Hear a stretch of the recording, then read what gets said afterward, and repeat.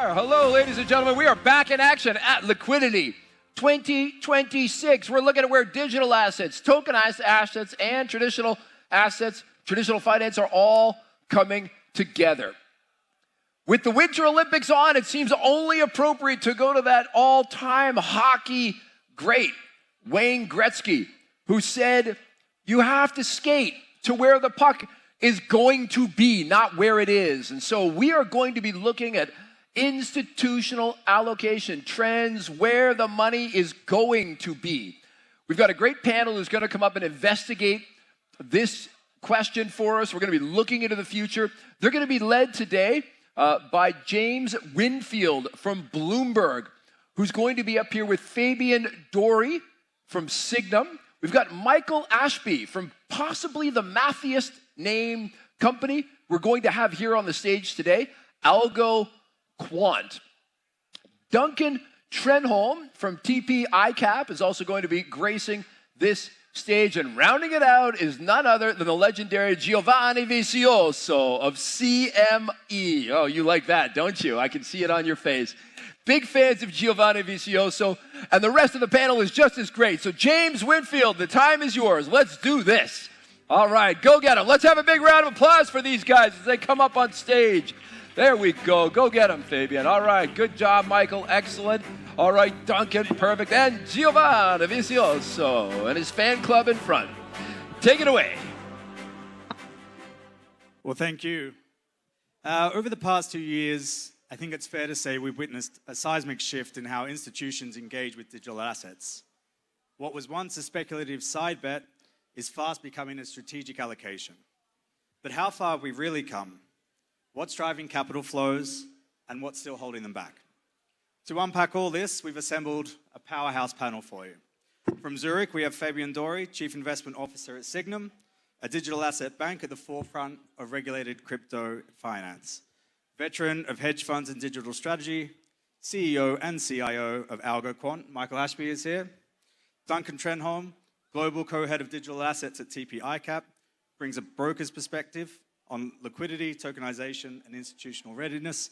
And finally, I don't think I can do the introduction justice to what we've just heard, but Giovanni Vicioso, Global Head of Cryptocurrency Products at CME Group. So let's dive in. Fabian, I'll start with you. How have institutional approaches to digital asset allocations evolved over the past 12 to 24 months? As you mentioned before, I think quite significantly and actually decisively among traditional investors. I believe the notion prevailed for quite some time that crypto assets and blockchain technology might be an interesting but for sure a risky animal.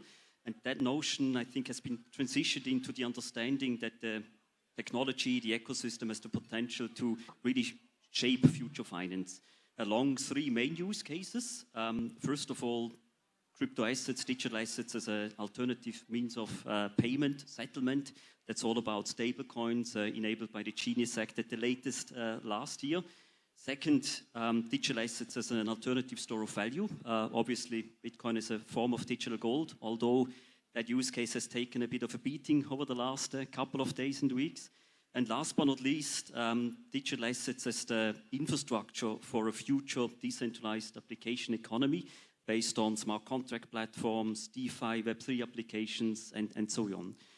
And I think the key elements that drove that transition from a risky asset or from a risky animal to shaping future finance has been foremost regulatory advancements in the US, but not only in the US.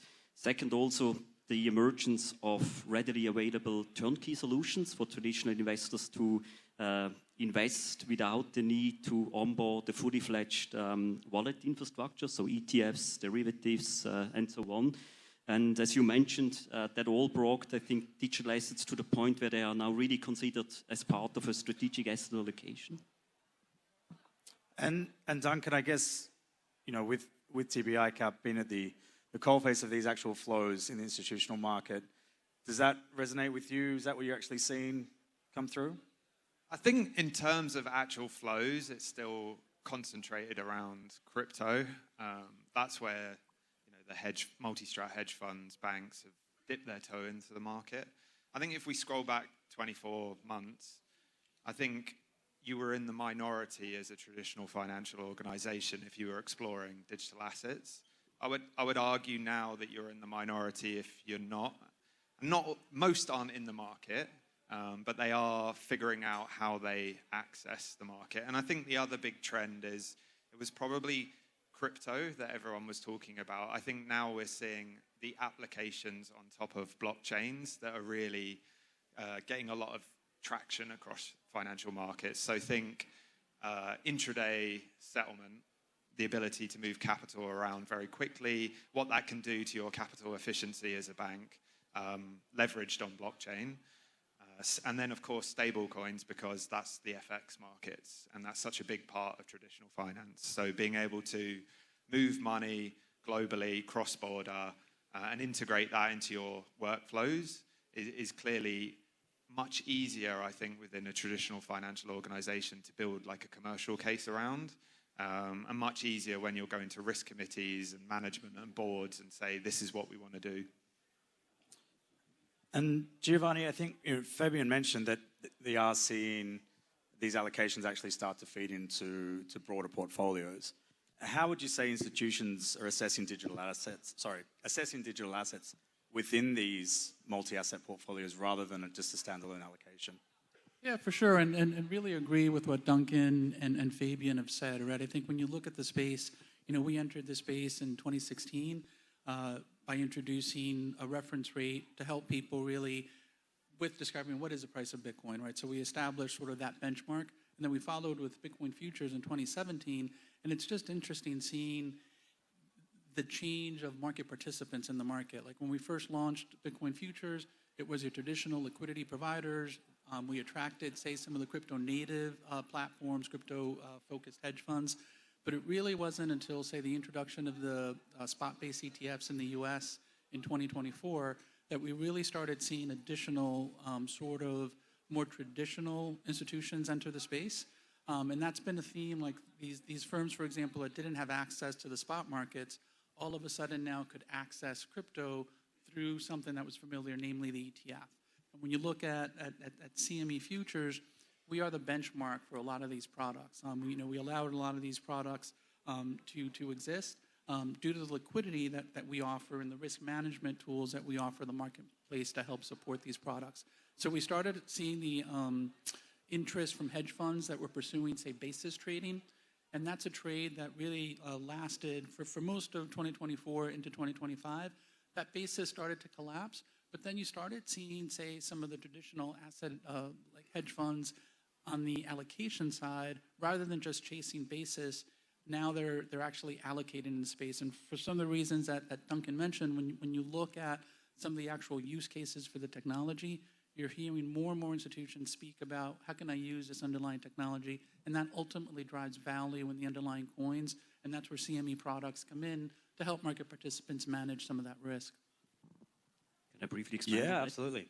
Because I think you made a very important point, right? When new investors think about crypto investments, they are mostly concerned about the volatility, about the high volatility of the asset class. But thanks to instruments you just mentioned, funding rate arbitrage, future arbitrage, etc., crypto can really be seen as an asset universe rather than an asset class, because it offers very different risk-return profiles, fully market-neutral yielding strategies, directional exposure, VC investments, and so on. And I think that also helps in the context of portfolio construction, because it allows to diversify traditionally exposed portfolios in many different ways with totally different value drivers and risk factors, which helps integrate that from a diversification perspective. Yeah, absolutely. And I think, it's interesting that point around those multiple different use cases. Do you see, Duncan, those multiple use cases in terms of then this portfolio construction going forward? You mentioned sort of rather than pure investments or a settlement or the use of these for settlement and things like that. How does, I guess, evolution in this industry actually allow more traditional firms to use those mechanisms within their sort of standard multi-asset portfolios? Well, in truth, I think that's a little far off, because you've got to go through the banks, the prime brokers, and it's very much an infrastructure play to start with. So you need the ability to access blockchains You need, and that's really like COO down, thinking about how we access these products and how we make that a service for the trading arm of our business or the markets arm of our business. Because there's definitely a drive coming from like treasury in a lot of these organizations to say, look, if you can move margin around much quicker, if you can release capital that we hold with other banks much quicker, then that's going to be valuable to our trading business. And then it's on the kind of infrastructure side where they're saying, well, okay, how do we actually make that happen? So there's clearly a variety of ways you could do that, but they just need to get that integrated and up and running before it becomes something the bank can use. Yeah, so that infrastructure is in place. It then allows them to utilize this, and that could then actually free up, I guess, capacity or other things they can do in those multi-asset portfolios as well. So the impact is not just direct, but potentially secondary impacts on their overall allocations. Michael, I want to come to you. In terms of these allocation decisions, things like liquidity, custody, regulation, portfolio diversification, what do you think actually matters most now?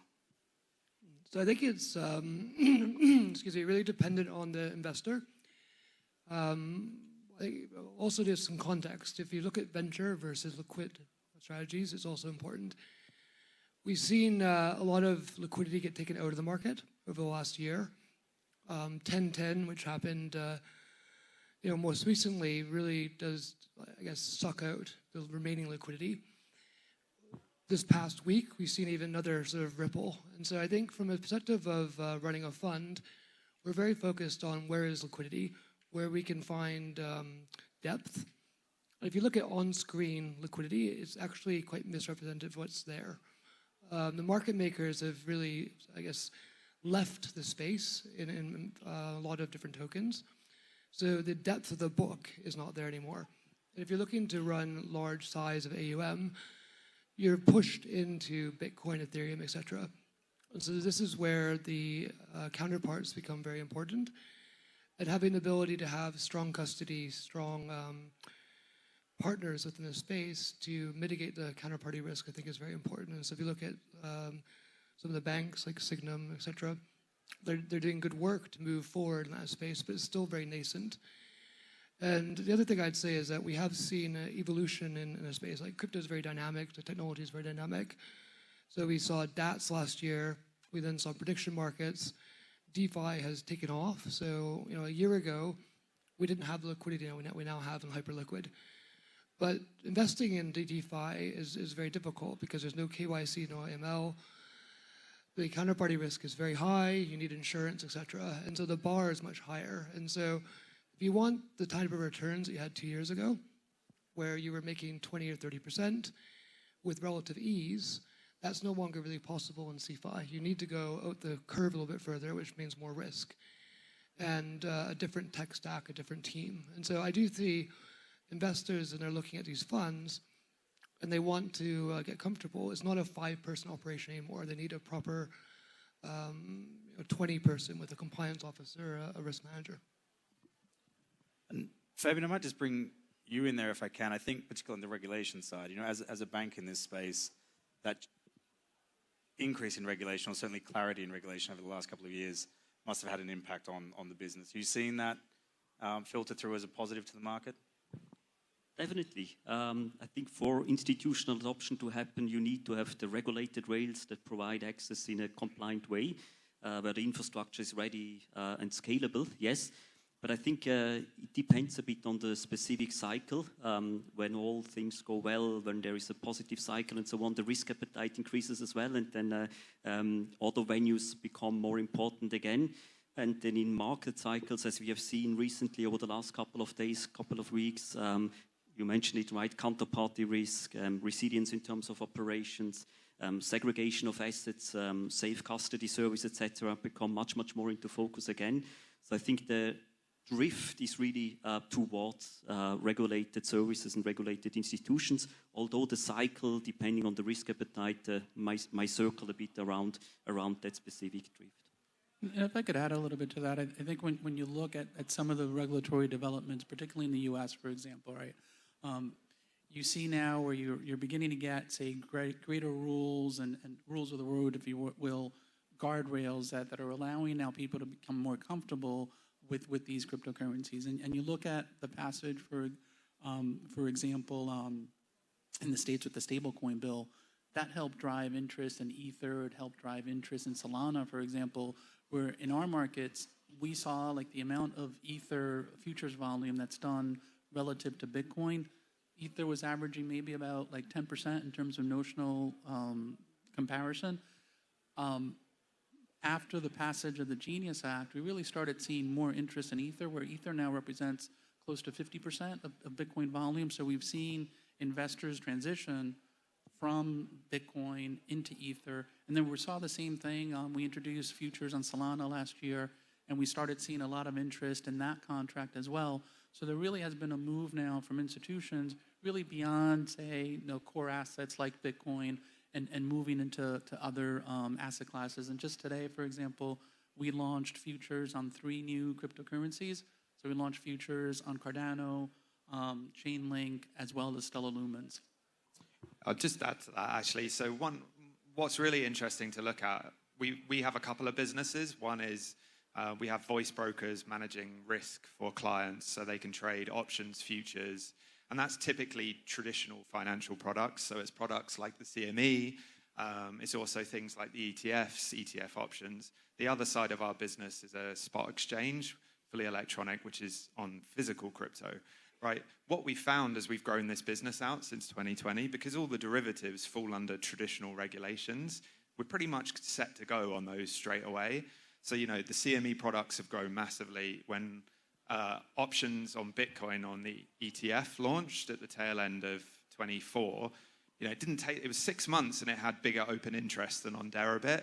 Like, this is how important regulations are. When they're in place, that all that capital that's in traditional finance can trade and access these products.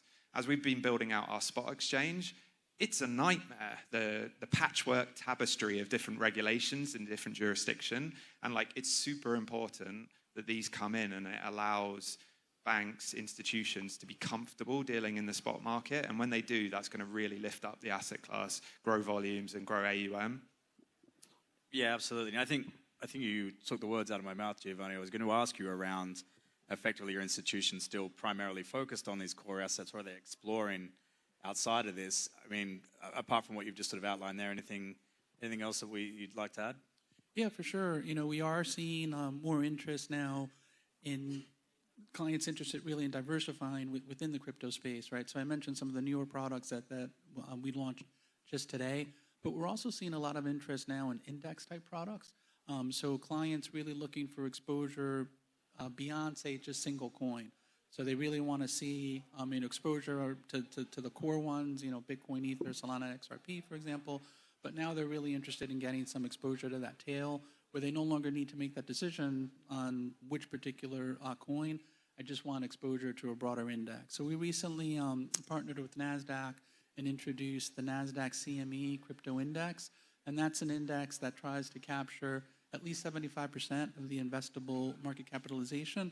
The index currently consists of 7 constituents. And incidentally, we now have futures covering those 7 components. So we're really excited, say, about the future of the space, because I think that there is growing institutional interest. I think, Fabian, you mentioned, what's going on in the market now today.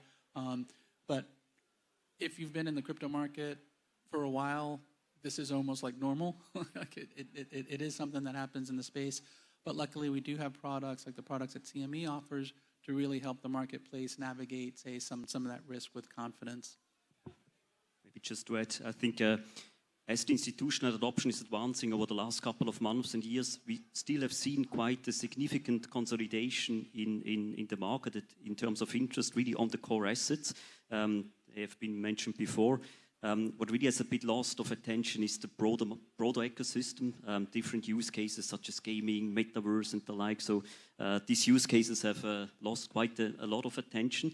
And from that point of view, institutions are really focusing on the use cases that have attraction, that have the regulatory clarity around it, that have the market depth that Michael mentioned in order to be traded. So there, I think there is a concentration around the core assets, but the core assets being defined a bit more broadly. And Michael, as an investor, it's great to hear everyone on what they're saying in terms of the products and they're in the market, but as someone who's investing in that market, are you primarily still focused around those core assets, or do you look more broadly? So I guess not to beat a dead horse, but we look for liquidity. So we have about 30 plus SMAs, mostly liquid strategies. I'd say what we're seeing now is a real focus on having funds that understand risk management. And that's not just traditional portfolio management, it's understanding counterparty risk, it's understanding operations. So first and foremost, if they're using a firm like LTP, we're very happy because we understand they understand prime brokerage. If they got a system like Telos, we know that they've got a good platform, et cetera, et cetera. But we really want to ensure that they know what they're doing first and foremost. And then from there, we look at their strategy and we're a multi-strat, so we have a plethora of different strategies on the book. We're looking for idiosyncratic alpha. Now, there's not a huge amount of alpha in the market right now. So you then look for treasury trades. Okay, where can you find basis? The basis is quite compressed. So then you're looking for arbitrage. Okay, if you're doing cross-exchange arbitrage, how are you managing different legs? And going back to 1010, we saw this auto liquidation. Now, a number of the larger funds have done deals with exchanges where they're able to reduce that risk. Smaller ones don't have that. So how do you manage that?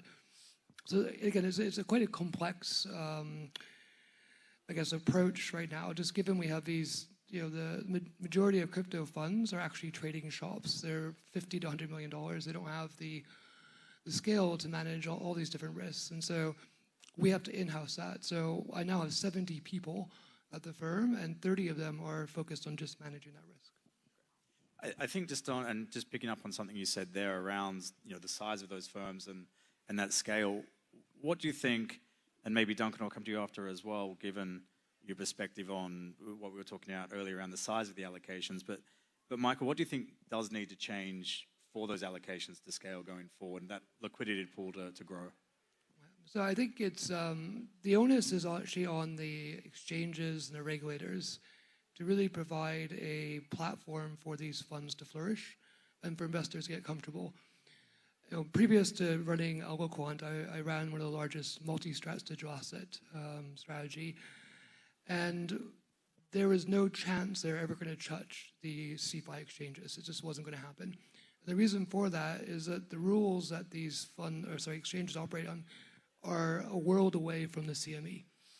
And what these traditional finance investors expect is they expect clarity of rules. And so with all due respect to these exchanges, it almost feels like they're making it up as they go.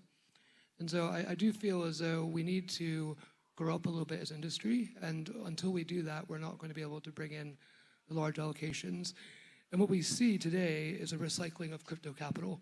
So, I represent one of the larger family offices in crypto as a multi-billion-dollar family office. He made his wealth as one of the original Bitcoin investors. That's what I see more and more is large crypto wealth, less of the traditional family offices coming in. But I do feel, and to be positive, that tokenization is going to be the thing that changes this. And I do feel like that's what is a paradigm shift that brings money in. Duncan, any thoughts on that? Yeah, so I guess what you got to remember when you're thinking about banks and hedge funds and commodity trading firms, typically when they're trading crypto, it's a part of what they do, but it's not dedicated what they do.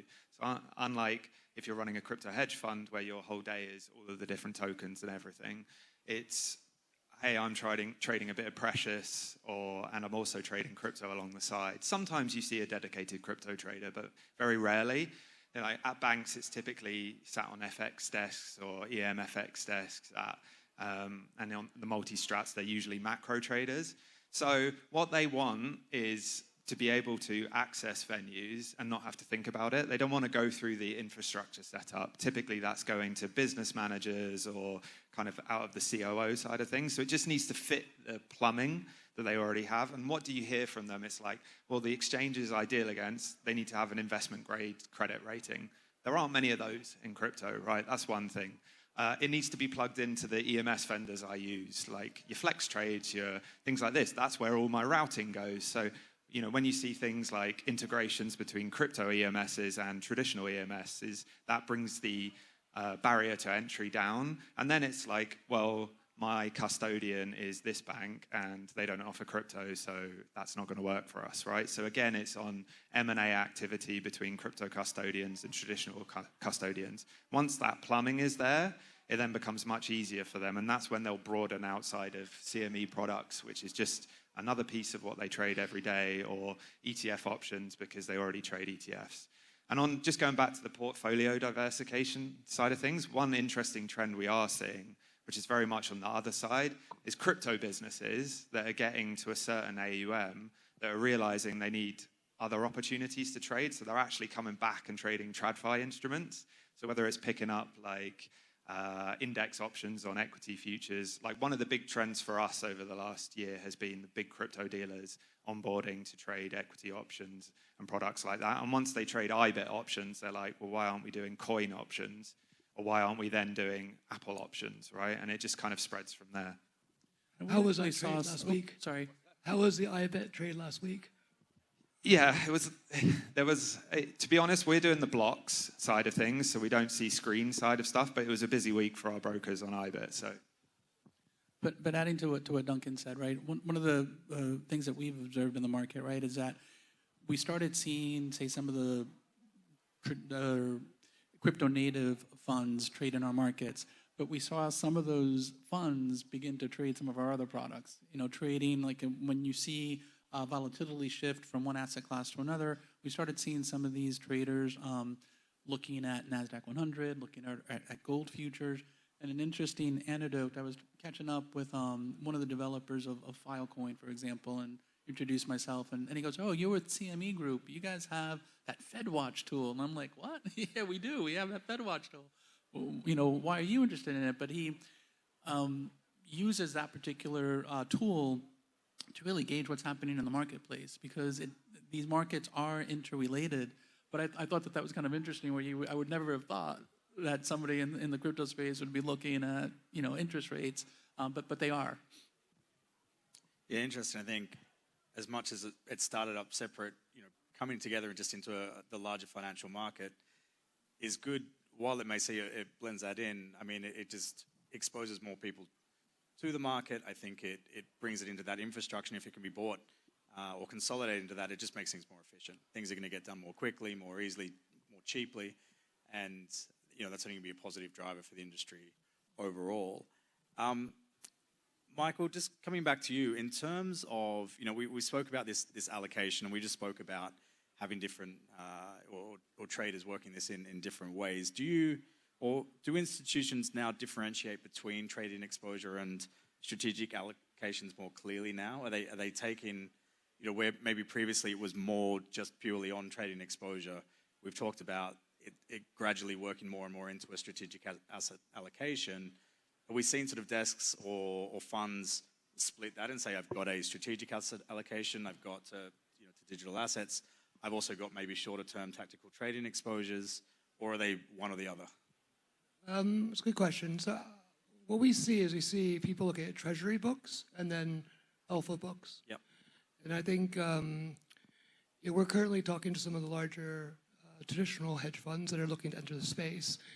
And I think there's a general focus on what they can actually do over the next couple of years. And I mentioned tokenization earlier. I think that's the big next wave here.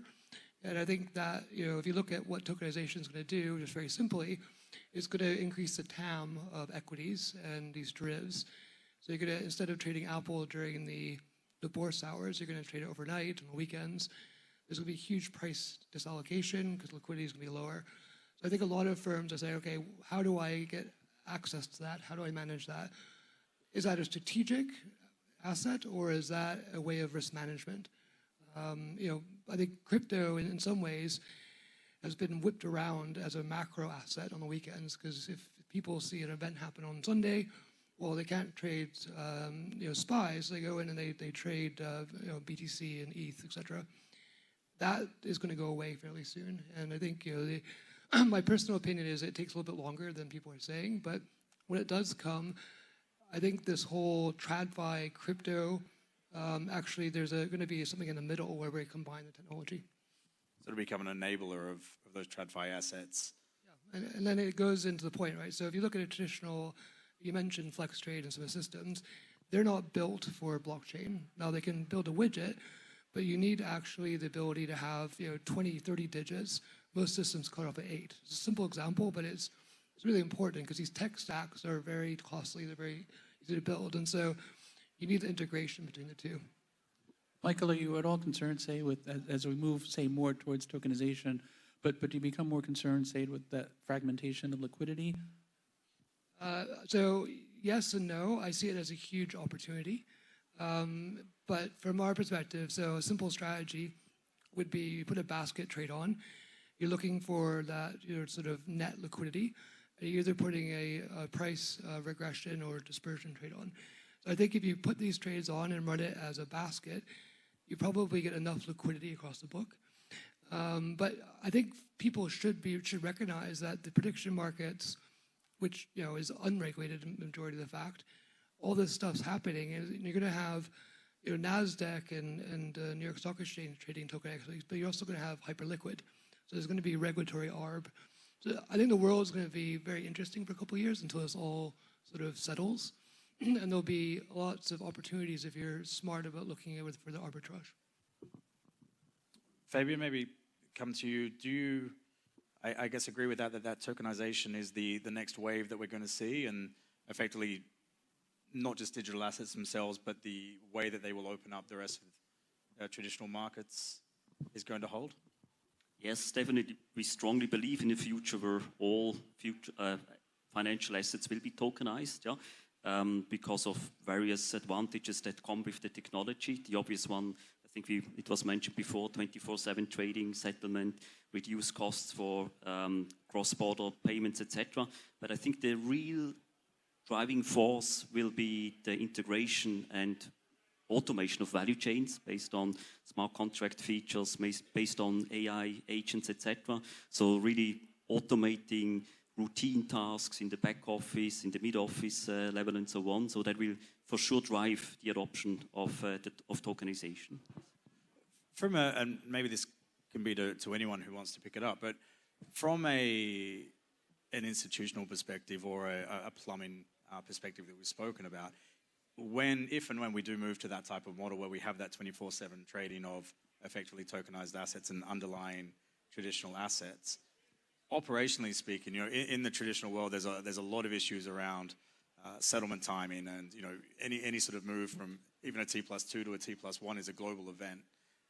So when we have tokenized assets sort of potentially settling very, very quickly and the underlying traditional assets on a separate sort of cycle, does that cause issues within the plumbing system? Yes. I think one thing we can observe from the last 6 years of watching different pilots across the industry, whether that be the EU DLT pilot regime or various different sandboxes, is it's very difficult to convince big organizations to implement blockchain technology and digital assets if it's pitched as reducing your OPEX. It's always going to lose out to other prioritization across the bank or across the firm in terms of trading opportunities. So for tokenization really to take hold, it has to be driven by client demand. And a lot of what we've seen is like sell-side products pushing tokens and not actually the client demand for them. And what do I mean by client demand? I mean, instead of buying Apple shares through a traditional brokerage and holding it as an equity, you're buying it through one of the great crypto firms that have offered crypto to you as in a wallet. And as soon as there's that groundswell of more and more people buying, it will push the institutions to offer that service internally. But when you're looking at just saying, hey, when you're dealing in bonds, if you spend X number of millions uplifting your system, it's going to reduce your kind of slippage a little. It's very hard to get the project approved at a bank. I agree to that. It's really a journey that will take different steps to be fully adopted. And interestingly, I think it starts with tokenized money market funds, right? We see a significant demand for tokenized money market funds as collateral in an off-exchange setup, allowing to keep collateral segregated from the trading activities on exchanges, so minimizing counterparty risks, etc. But I believe, and I agree, it will be a multi-step journey that now is taking its first steps. But I think when you look at things like tokenization and you start thinking about, why did these cryptocurrencies, why do they exist in the first place, right? And we speak about cryptocurrencies, but it's really that underlying technology, right? And tokenization being one of those use cases, which is really going to open up the world and think about globally the number of investors that don't have access to these markets that all of a sudden now can buy a share of Apple, Tesla, or what have you, anywhere in the world. And I think that's really important, and that's what ultimately then drives value. It's not about speculation with these cryptocurrencies. It's about the underlying value of these different technologies that these cryptocurrencies power. All right, and we've got about 5 minutes left, so maybe just a rapid-fire response from everybody. At the moment, 8 out of 10 TradFi allocators are still choosing TradFi solutions, ETFs, etc. When will 8 out of 10 choose crypto solutions? Less than 5 years, more than 5 years? Giovanni, maybe we'll start. I think that's really hard to answer, right? It's always difficult, say, to predict the future.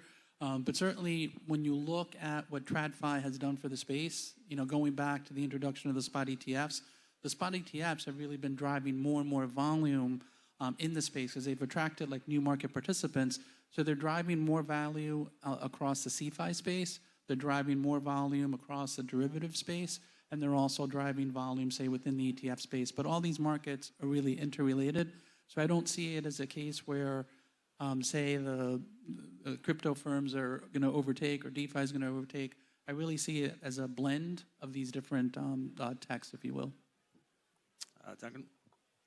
More than 5 years, I'd say. I'd love it to be sooner, but I probably thought when we started this business in 2020 that it would have happened by now. So we've had to rebase it to 2030. But the signs are good. Last year, just we can speak to even 4 globally systemic important banks that got board approval to start building spot crypto. That means they're going on that journey to setting up custody, learning, coming to reach out to the crypto community and figure out what service providers are out there. So it's happening. It's just everything in TradFi takes a long time. I guess I think it has to do with the U.S. regulation. So I'm Canadian, and as my, southern neighbor, they have the biggest financial markets. They have the biggest fund market, and really, you're not allowed to do a whole lot there. So if you're trading a fund in the U.S., you can't access most of the perpetual swaps and offshore liquidity. So I think if Clarity Act goes through, and then some follow-on legislation at a state level, we'll actually see this market open up. And depending on how quickly that happens, given the pro-crypto administration at the moment in the US, I think that could really help open this up. And Fabian, final word to you. Well, I'm with Michael there. I think the potential is there to happen earlier than within 5 years. I would relate it to AI, right? AI has been on top of mind of many for quite some time, but only the introduction of ChatGPT has then really accelerated the adoption significantly. And I think the passing of the Genius Act last year, hopefully of the Clarity Act this year, this will really be that catalyst, that ChatGPT moment that really accelerates adoption and then leads to 8 out of 10 adopting it within 5 years. Within 5 years? Yes. Okay. So we've got an unknown, a more than 5 years, a less than 5 years. I guess we'll check back in 5 years' time and see how we go. Ladies and gentlemen, please thank me. No, don't thank me. Please join me in thanking all of our panelists today. Gentlemen, thank you very much. And please do thank James Winfield. He's done a marvelous job. Well done. Gentlemen, if we get you front and center for a photo before we let you leave the stage, look right into the camera lens. There we go. All right. Thank you very much, gentlemen. You've done a great job out here today.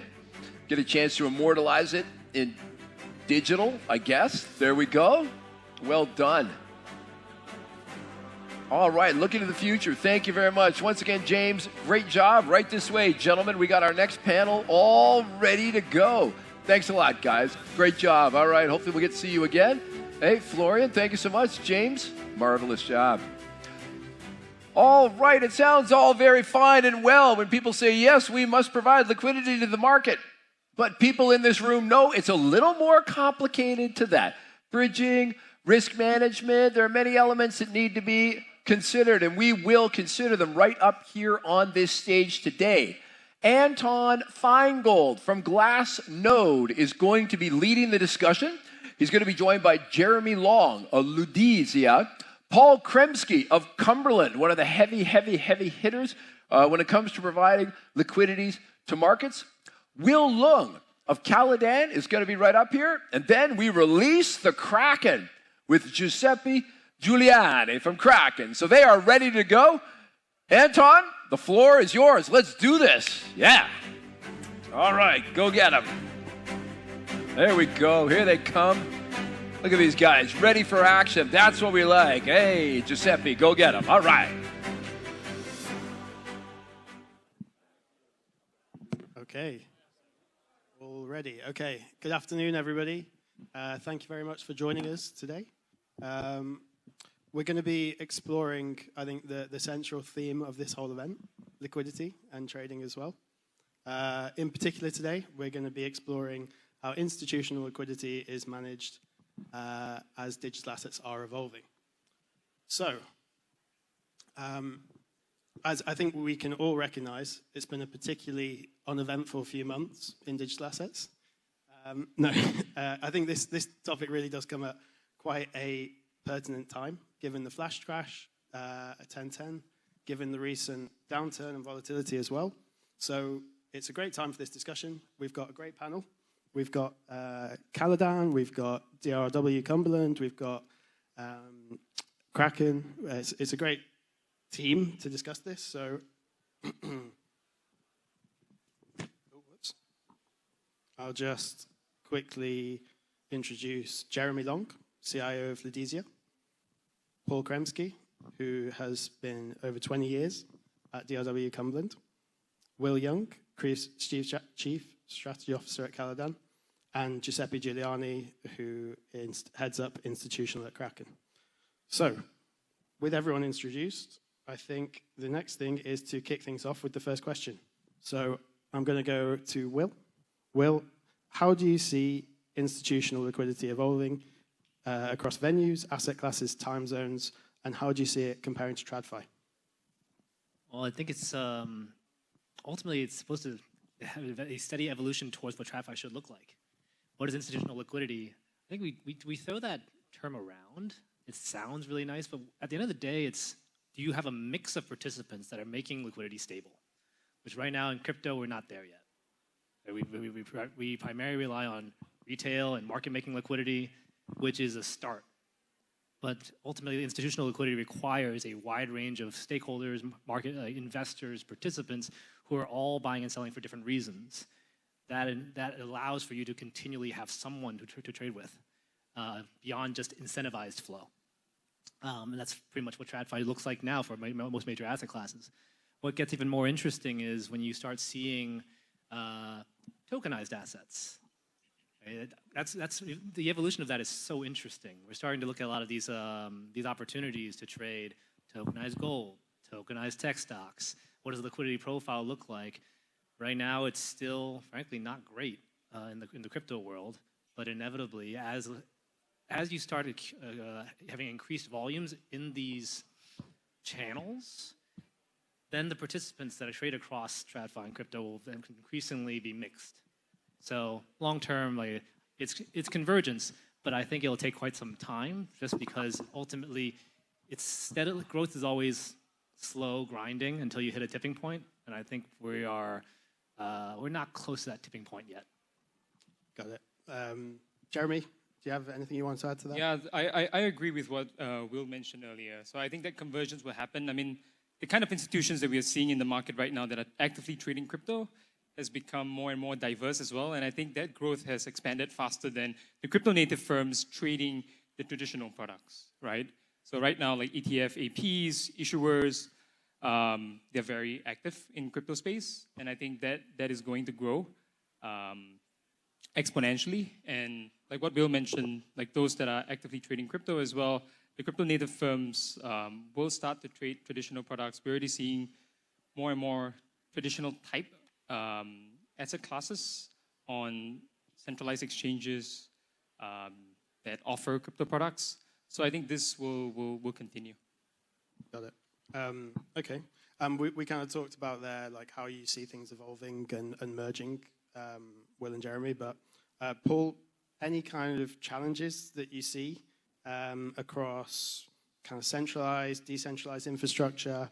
What are you seeing emerging, and what's your take on how we find solutions to these challenges? Yeah, so, that's really loud. So I'd add a third category there is centralized exchanges, decentralized exchanges. I'd also add OTC. And these are three different liquidity venues that actually have really different characteristics. In crypto, as in all asset classes, but really in crypto more than any other, people very often mistake depth for liquidity. And the difference there is depth is like, okay, I can see how much is there. That's how much is going to be there. And the truth is what you really care about is what is the liquidity going to look like when you actually need it. And in crypto in particular, it's very nonlinear. So you can look at something when the market is calm and we're kind of drifting along, you can be like, oh, there's $1 million of liquidity within 25 bips. So if I need to get out, I know I can get out. And then, if it's on October 10th or really just any time the markets get volatile, you're not going to see that much depth there when you need it. And it's very nonlinear. And there's actually different profiles for each of these three different markets. So on one end of the spectrum, you have decentralized exchanges, which actually used to be pretty stable when it was like Uni V2 style. But now that everyone is going to concentrate liquidity, when you're in the range that everyone is in, it can look like there's a lot of liquidity. But then you can have actually a fairly small move and there's just no bids and no offers. And that can actually really contribute to exacerbating illiquidity. Centralized exchanges, I would say, kind of are in the middle. Yes, liquidity does dry up when the markets get really wild, especially in perpetuals markets and markets where there's leverage. But in general, there are market makers who are paid to be there, and they will always kind of be there. And then the reason I brought up OTC at the beginning is OTC, it can be a pain to connect to. You need to work with, directly with one of these desks or with a prime broker, and not everyone can access that. But what you get with OTC is you get a lot more predictability of depth and liquidity. Because these OTC desks, they're not relying on, if I'm going to show a bid, I need there to be another bid that I can lay it off in. These OTC desks have the ability to say, okay, someone just sold me $50 million of Bitcoin. I'm long now, right? And they're able to say, I can work out of that over the next minute, 10 minutes, 20 minutes. The traders there have the ability to do that. And so there's less elasticity of spread, even during very volatile markets. Okay, so you see the kind of main differences of challenges when pricing liquidity across OTC versus CEXs and DEXs rather than necessarily the infrastructure between CEXs and DEXs. I mean, ideally, you want to set up with a combination, right? That's hard to do. It's easier said than done because they all exist on very separate technology stacks as well. Got it, yeah. And Will, did you have anything you wanted to add there? I think it was very comprehensive. Amazing.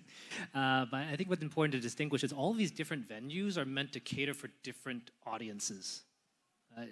And mechanically, it enables you to. We are also a big proponent of OTC because, well, it enables the market maker to be able to control risk in a much tighter way. If I am continually forced to put depth onto a CEX book, if I get run over, well, then if the risk of getting run over forces me to put less in there because there's just less controls. Whereas with an OTC environment, you can structure it in such a way that I have more confidence that when you trade against me, I won't be run over, so I can do more size. So I think that benefits everybody. But then it's a question of, well, what is the audience again you're trading against? For a CEX environment, a lot of it is retail. A lot of the order size is a bit smaller. But when you're going the OTC route, it is a bigger size, so more institutional. I think by design is meant for that. So the point here is recognizing that all of these venues are crucial because it serves different clients, different customer bases, and you tailor your strategies accordingly. All are necessary. Got it, yeah. I think some good points there. And to the next question, we kind of talked a little bit about some of the challenges. So maybe more on the positive side. Jeremy, what technology or infrastructure improvements have had the biggest impact for you on execution quality? Yeah, I think there are actually a lot of improvements over the years on the technology side that have led to better execution quality. But one that is really important, I think, is just more robust infrastructure, reducing the overall latency, and then that has helped with execution speed, which is really important for execution quality, right? And also people talk about execution costs as well. Now, execution costs is closely associated with obviously execution speed as well. If the latency is really, really high and not deterministic, it's very, very difficult to attract market makers to come in and quote large. And I think right now we've seen exchanges improve their latency significantly, and that has a positive impact on the liquidity that market makers are providing on many centralized exchanges. And I think that improvement we've seen not only in centralized exchanges, but also DEXs as well. So earlier we talked about DEXs and centralized exchanges. Obviously, there's still a big difference, I think, in terms of infrastructure maturity, but both is heading to the direction, obviously, of traditional exchanges. And one day we might even see each and out protocol, for example, offered by a centralized exchanges. And I don't think that is too far away, to be honest.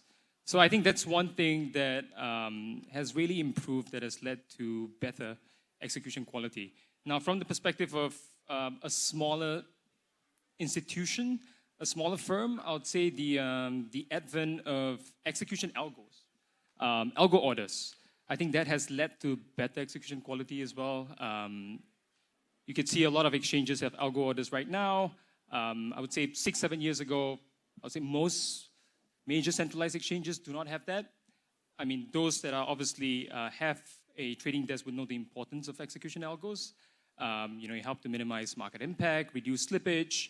I think having that being available to just retails and small institutions is really, really important. And I'll say most major exchanges have this right now. So I think that's also another improvement on the technology side. Great. And Giuseppe, did you have any different, key technological? I think Jeremy covered quite well. And for example, if you look at what we have done in the last few months at Kraken, we have started to offer collocation to reduce latency. We have improved execution quality. We are currently and always trying to improve the execution for our clients, but also the liquidity that comes with it.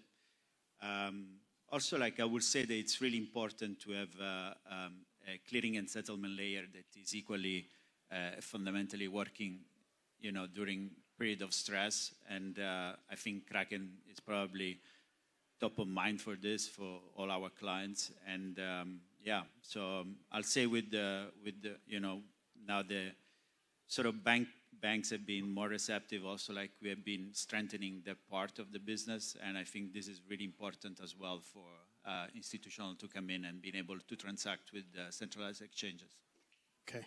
And Paul, Will, did you have any different opinions on that, or any technology infrastructure that you find particularly useful that you wanted to mention? I think that the interoperability of DeFi is such a crazy powerful tool that I actually think a lot of folks don't really take full advantage of. So if we're going to launch, something I care a lot about, and I promise I won't talk too much about it because anyone who knows me has heard me talk about it before, but I really believe that FX markets should live on chain, which means stablecoins for different currencies trading against each other. So a euro stablecoin against a Hong Kong dollar stablecoin. This doesn't scale well at centralized exchanges because you might have 5 different dollar stablecoins, 5 different Hong Kong dollar stablecoins, 5 different euro stablecoins, and that's a lot of different combinations. So that doesn't really work that well. But what you can do with decentralized exchanges, which just aggregate orders really well, is you can just have, let's say, okay, USDC is going to be the base pair for all of these. And you can have each of these 555 can have one pair against USDC. And so if you want to trade from any one into any other, it just does it in 2 hops. And DeFi is really, really good at this. Centralized exchanges could do this as well. They would just have to have implied functionality. But this brings so much capital efficiency because now you don't have to pay market makers to park their capital on the bid and the offer of these 5 times 5 times 5 different markets. So that's something that DeFi brings, which CeFi, I think, still struggles with a little bit. Okay, yeah. Sorry, Giuseppe. It's actually, this is something that we are trying to solve, and we are working on it. So I think we have quite a fairly good solution that we should be launching soon. So. Just to quickly add to that, it's Paul's point on capital efficiency. crucial there. And for us, we've traded on, say, 50 plus venues now across CeFi and DeFi. I mean, that being said, a lot of tail stuff here is not that much flow. But the point here is every venue you access requires you to stick money in there. That money is not productive. So to be able to ensure that can you recycle capital in the most efficient way? And I think we're starting to see solutions around that. Oftentimes it revolves around a partnership between a centralized exchange and a custodian where you can mirror assets, very valuable, especially if you can mirror assets that can also just generate yield while also being able to facilitate trading on these exchanges, very valuable. I think we're still early days there since there's different custodial partners who will link with different CeFi exchanges. But if you can ultimately have this shared pool of capital that enables you to trade across all the various venues, super valuable. And I think primes are trying to solve for that. I come from a prime electronic trading background from TradFi, so starting to see a lot more of the old playbook transitioning in, but applied to these new asset classes. Other piece that's important to notice on the CeFi exchange side, it's really interesting to see the level of stability and consistency of how you interact with an exchange. When you're used to trading on the Tokyo Stock Exchange or HKX, the rules are pretty clear. At least the spec is very clear. The behavior that you need to optimize your algos around should be reasonably clear. But in crypto, it's so inconsistent just because, let's say, the level of maturity of the market. Sometimes you just don't know when the exchange is going to do something. And that limits your ability to take risk. Okay. Yeah, I think, go. If I could add one thing, I really want to drive home that point because from the exchange standpoint, they're like, well, why do we want to put more technology into this? Why do we want to put more resources into this? At the end of the day, trading firms will put more risk on platforms that they feel more confident about. And so it's definitely worthwhile for exchanges to make that expenditure. Lots to think about. And the next question as well is probably one we could discuss for a while. Very topical. So how do market makers adapt to varying volatility and liquidity conditions across assets? I think given 1010, et cetera, it's a really pertinent topic. And Giuseppe, I think nice to get the take from an exchange, I guess, first before we go over to the market makers. Yeah, so it is a really good question, especially after 1010, as you said. And going back to what you guys were discussing before, it's for those market makers and for all the actors in the market, it's really important to being able to price risk. And if you can price risk correctly, then that's gonna, create better condition for liquidity. So what market makers are probably after 1010 trying to do is like establish what happened and making sure that they work with exchanges that have clear rules and they offer the right tools and the resilience, right? Because at the end of the day, like they need uptime, they need to be able to trade, they need to have what they need, right? And to continue to provide liquidity. And so I do think that right now it's really important for exchanges as a whole to provide more transparency, right? Provide also transparency of what are the rules to trade on the exchange. And for us, what we are trying to do naturally is like always improve our uptime, also being, offering the right programs to improve the liquidity, but a liquidity that is true liquidity, not just debt, right? Liquidity that is there when it's needed. And so I do think that we as a whole, as an industry, need to come together to provide a better environment, as also liquidity for market makers is always silo, and they need to, trade across all the different centralized exchange. And probably we should do more of a, collective effort to improve the overall infrastructure. Yeah, Paul, did you want to jump in there as well, just given the take from a market-making firm? Yeah, sure. I mean, trading firms, we all have a mandate, and it's to make money for our partners or for our investors. But when you sign up to be a liquidity provider, you're also signing up to say, like, okay, there are going to be times where you are supposed to lose money. And if you are providing liquidity and never losing any money during periods of volatility, you're not providing a good service. I would love if we could just make money every minute of every day, but when a market maker or when a project says, hey, come help us with liquidity, or an exchange says, hey, come help us with liquidity, they're not just hiring you for the boring moments and for the moments where things are going sideways. They're also engaging with you to provide for them when the market is falling out of bed and everything is volatile and capital does disappear from the markets. That's actually when they really need you. And so frankly, like, how do market makers deal with volatile periods? The answer is we lose money, right? That is actually part of the deal that we sign up for when we sign a market making agreement, whether it's with a stable coin or a token or an exchange. We're saying, okay, on 10/10, we expect to lose money. And if we don't, it's because we turned off at the right time, which means that we're not supporting our partners, whoever they are. So it's not fun, but it is part of the equation that we have to think about when we're structuring deals and when we're structuring partnerships. Okay, and Will? That's actually a really great point. It's not talked about enough. Like, when you enter into a partnership as a market maker, you essentially sold an option.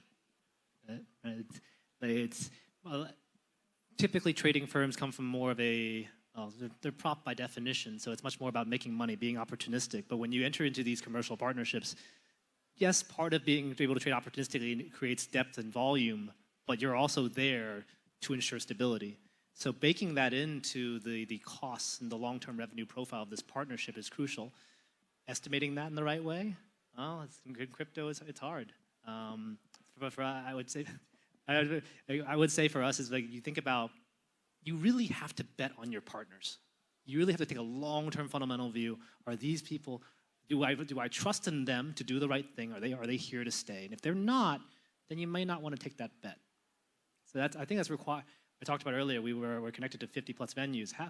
There's only so many that you are that active on, because, well, there's a level of trust and the range of quality of venues. With that being said, I think it's also, as part of the risk management side, being able to manage this risk in these situations in a more optimal way. Oftentimes, your risk is concentrated, whether you like it or not, because there's only so many venues that are reliable. Hence, we talk about, like, CeFi is one thing, DeFi is another, OTC is another. All of these channels, one way is for us to deliver liquidity to a partner. The other is, are they also avenues for us to manage our risk? So a big focus for us is really overhauling our risk systems and thinking about, as a firm, across all the desks that we have, across all the venues that we're trading on, how can we think more strategically about, in these situations, are we able to warehouse risk from here, knowing that it's necessary, and then can we offload it elsewhere in a safe way? So these are lessons that are necessary, and if we want to be serious and long-term in this business, well, you have to think that way. It's an interesting point. I mean, can be the consensus view that just volatility suits the market makers, right, and they're making money, but as it's interesting to hear from you guys that that's not always the case, or often not the case. And Jeremy, did you want to jump in? Yeah, actually we'll touch on a point that I really agree, which is on risk management system. Like, aside from digital assets, we do trade a lot of traditional products as well. We use the same risk management system and control. We're constantly stress testing as well on risk management system to make sure it works under all market conditions, right? And I think risk is one thing that is often overlooked, especially for a lot of the players in crypto. And I think it's really, really important. Like, you have to understand how ADL actually works, how liquidation works, what does leverage actually means when you're using those trading perps or trading spot margin on any centralized exchanges. And I think those are the details that are often forgotten by people that are very active in the space, which I think is really, really important. I think everyone, one thing that, a lot of trading firms learned from October 10th was how to manage that leverage and that risk better, right, under all market conditions. So I think that's one thing that is really important. Another thing also, part of risk management is always assessing, counterparty risk as well. When you're trading an exchange, what happens if the exchange goes down? What should you be doing if that happens? And even like products, right? What happens to a product that you're trading? Say, for example, the liquidity drops significantly. Can you get out of positions? Ask yourself those important questions and plan for it. I think that's really, really important. And I think that's how, the very best market makers, survive. Okay. Lots to think about there, and I'm sure a question we could go on for quite a while, but the last one is, again, a broad one, which is, Is, in your opinion, liquidity becoming more resilient or more fragile as markets evolve and merge? Your bull cases and your bear cases, guys. I'll start with Jeremy, sorry. Yeah, my answer to this question is that it's become more resilient, and mainly it's because when two different markets, right, TradFi and crypto, when it converges, I just see the number of participants increasing significantly. There just be more buyers, more sellers, more liquidity as well, which is a good thing. The second thing that I think that also emerged from this convergence is just increased competition, right? When traditional exchanges are trying to offer crypto products and crypto exchanges are offering traditional products, you often see the two sets of exchanges competing with each other, which actually benefits trading participants, drives costs down. Market makers have to compete harder as well because traditional market makers are now competing with crypto market makers. And you have to quote tighter and larger to get fill. So competition is obviously a good thing for especially for other takers there. So I think this is what will happen. On that topic, for sure, the convergence of TradFi and crypto is noticeable, especially from inside. Like you see a lot of new players coming to the crypto sphere, but also like exchanges expanding their service and product range. As well, I do believe that there is a higher degree of specialization between market makers. For example, as Jeremy said, right now there are really large players that compete on majors. So a lot of the smaller firms are specializing on mid-cap or long-tail tokens, which sort of improve also the liquidity for maybe smaller cap and smaller tokens in terms of their market cap. So and really after 10/10, it's hard to say that liquidity is getting much better, but I do think that once we recover from their events, people are going to be more aware of certain details that Jeremy before described, such as ADL or how leverage works, or how ready to price perps. But once that is done, I do think that now we see many more players, and ultimately liquidity will be improving a lot over the course of the next years, given that the macro remains supportive. And one thing to add as well is obviously we've seen more and more tokenized assets as well, launched on centralized exchanges. I would say even for liquidity of those regulated products, those products that we see in traditional space, liquidity for those has improved as a result of just overall liquidity and overall volume increasing. So it's also happening the other way around, right? Even traditional products that are moving to crypto exchanges, their overall liquidity has also improved. And right now, obviously, everything that's being offered on crypto exchanges is 24/7, which means that obviously there is liquidity even over the weekend, even during holidays as well, which I think is really important for trading participants. And wasn't necessarily always the case in the past. And I guess overall summarizing, there's kind of two on the more resilient side there, two takes on the more resilient. Will, any different contrasting opinion, or you join the others? I think it's more nuanced. Mm-hmm. It is more resilient, but concentrated in a smaller universe. I don't think it's any surprise to anybody that new launch tokens mostly don't do well at all. There's just no liquidity there. There's no new buyers. You've seen capital concentrate in the majors, and some alts that have exhibited strong fundamentals.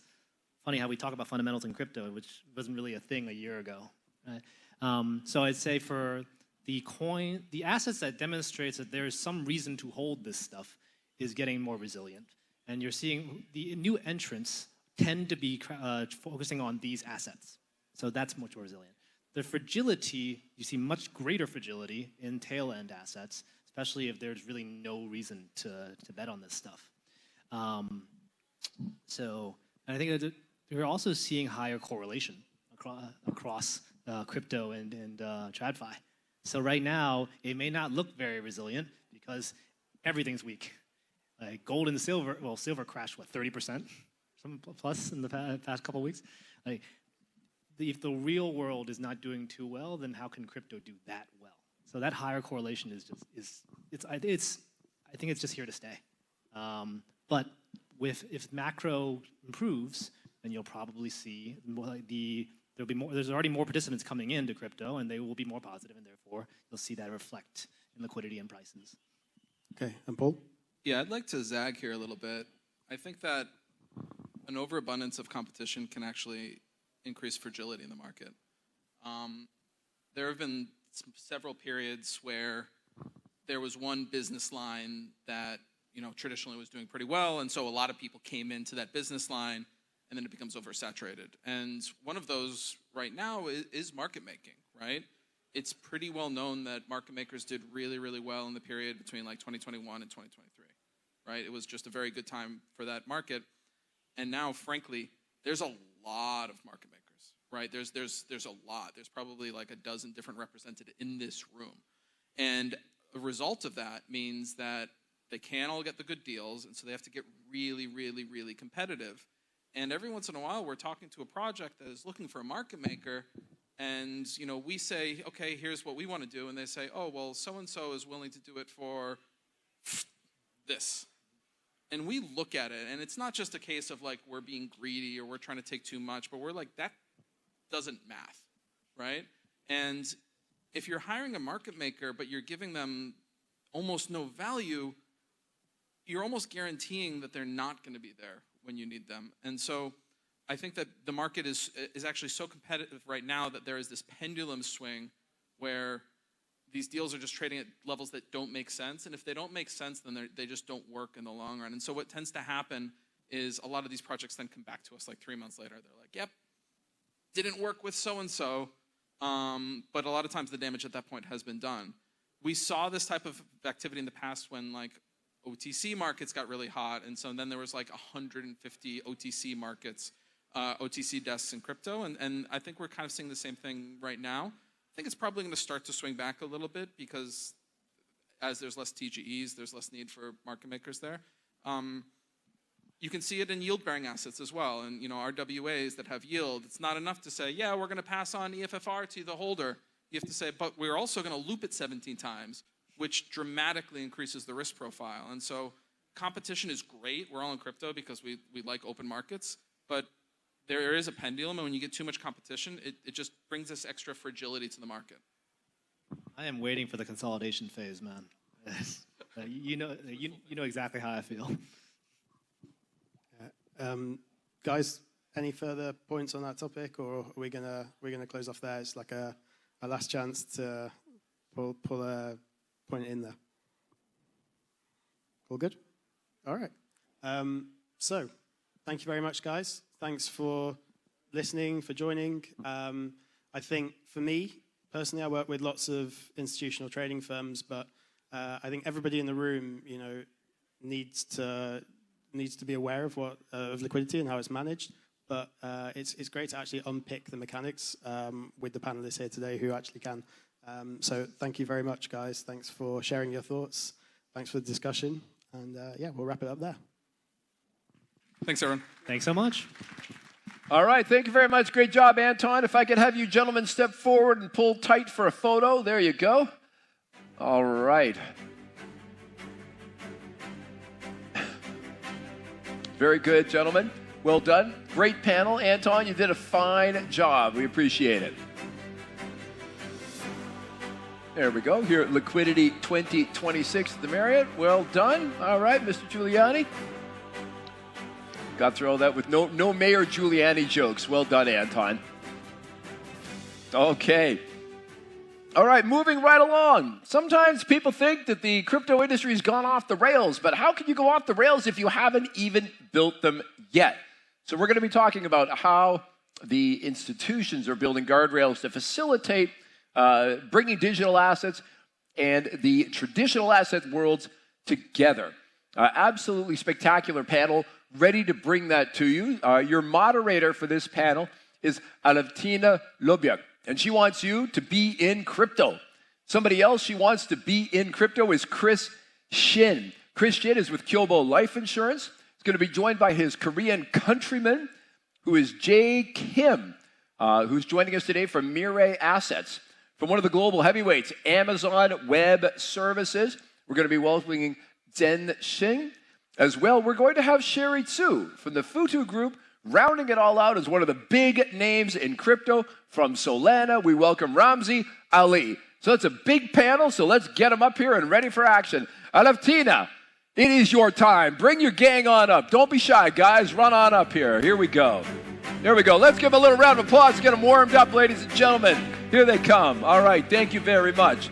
Ready for action, these guys. There we go. Cheers. And one more. All right.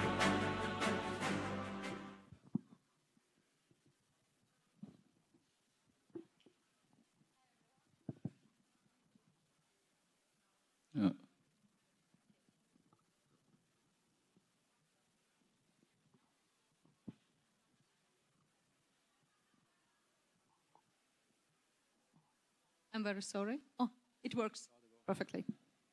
Okay, let's start. In 2025, institutional capital poured into crypto at an unprecedented scale. BlackRock Bitcoin ETF pulled in $40 billion in first year, while tokenized treasuries surpassed $5 billion in market cap. And Goldman Sachs, JP Morgan, and Citi are now issuing and settling securities on-chain. And the question currently is not how well the technology is developed, but how catastrophically it can fail if something goes wrong. And is infrastructure ready for the pressure that institutions are bringing with them? The legacy finance took centuries to build settlement rails and custody standards and regulatory frameworks, and digital assets needs just years to do this all. So today we will be discussing how industry is building institutional rails for the digital asset economy. And today I want to introduce you our speakers. First, I would like to introduce you the representative from the Kerber Life Insurance, Chris Shin. Kerber Life Insurance is one of the Korea's largest insurance companies. And last October, Kerber became the only Korean firm to join Circle's ARC blockchain testnet, alongside Goldman Sachs, BlackRock, HSBC, and Standard Chartered. Chris, could you please introduce yourself? Hi, my name is Christian. Thanks for having me. I am a Director of Global Strategic Partnerships at Kyobo Life Insurance. Kyobo Life is a 68-year-old, 100 billion AUM with 4 million policyholders. It's building the national capital right after the Korean War. And we have other subsidiaries like Kyobo Securities, Asset Management. We also have the biggest bookstore chain in Korea. So we're actively engaging how we can leverage the whole on-chain finance wave so we can better serve our customers and be competitive in the global market. Thank you. And the next speaker is actually also from one of the most renowned companies, from Mirai Asset Solutions, the part of world's 12th largest ETF manager with over 320 billion in global assets. And this January, Mirai announced plans to tokenize all of their assets. Jay, could you please introduce yourself? Hello, everyone. My name is Jay Kim. I'm leading initiatives at Mirai Asset Securities in Korea. Our division is to drive overall strategy for digital assets and business development within our group.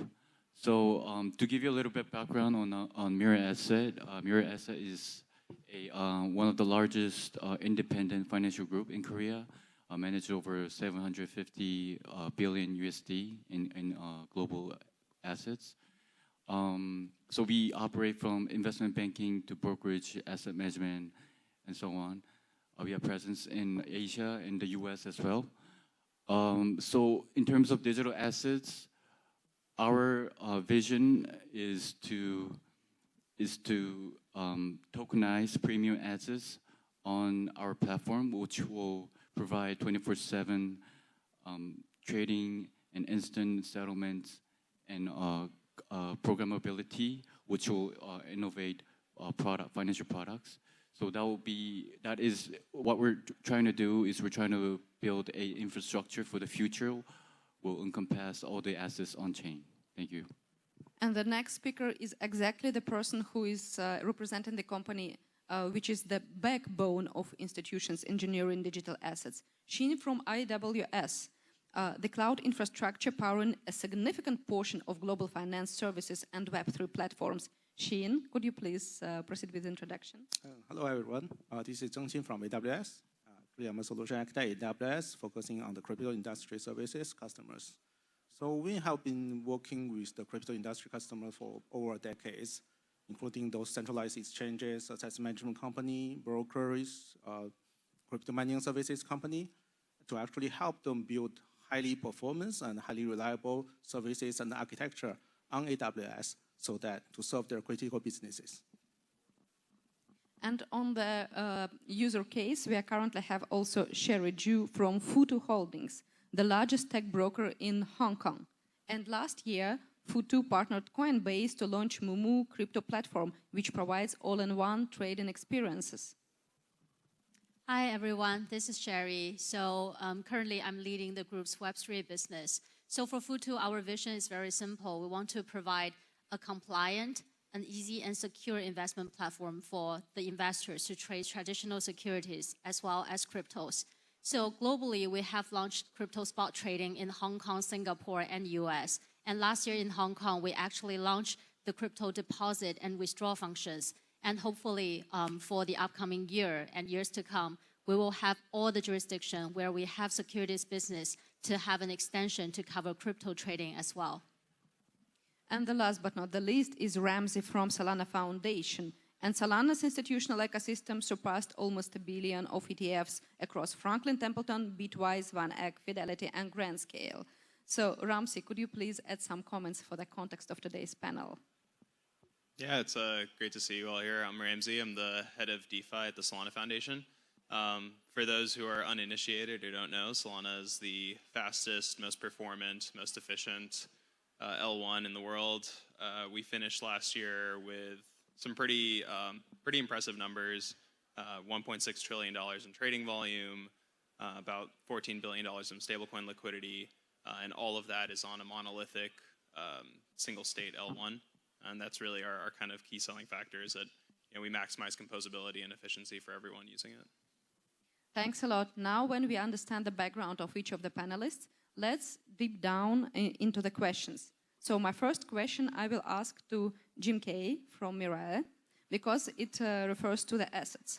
How do institutions actually balance building new digital assets capabilities while integrating them into existing legacy systems?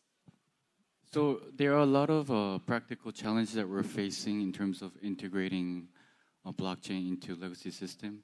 One particular thing I would like to mention is, so since blockchain is a decentralized system, whereas traditional financial systems are mostly very siloed, centralized systems. So especially around the client data and client information.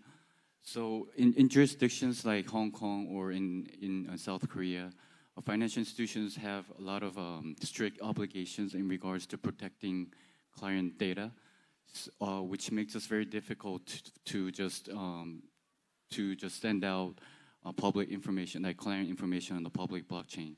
So one approach that we're taking, which I believe is quite common across other institutions, is that we're trying to keep the client very sensitive information off-chain with all the transactional data as well, while we maintain the blockchain as the representation of asset itself and also the transfer of value.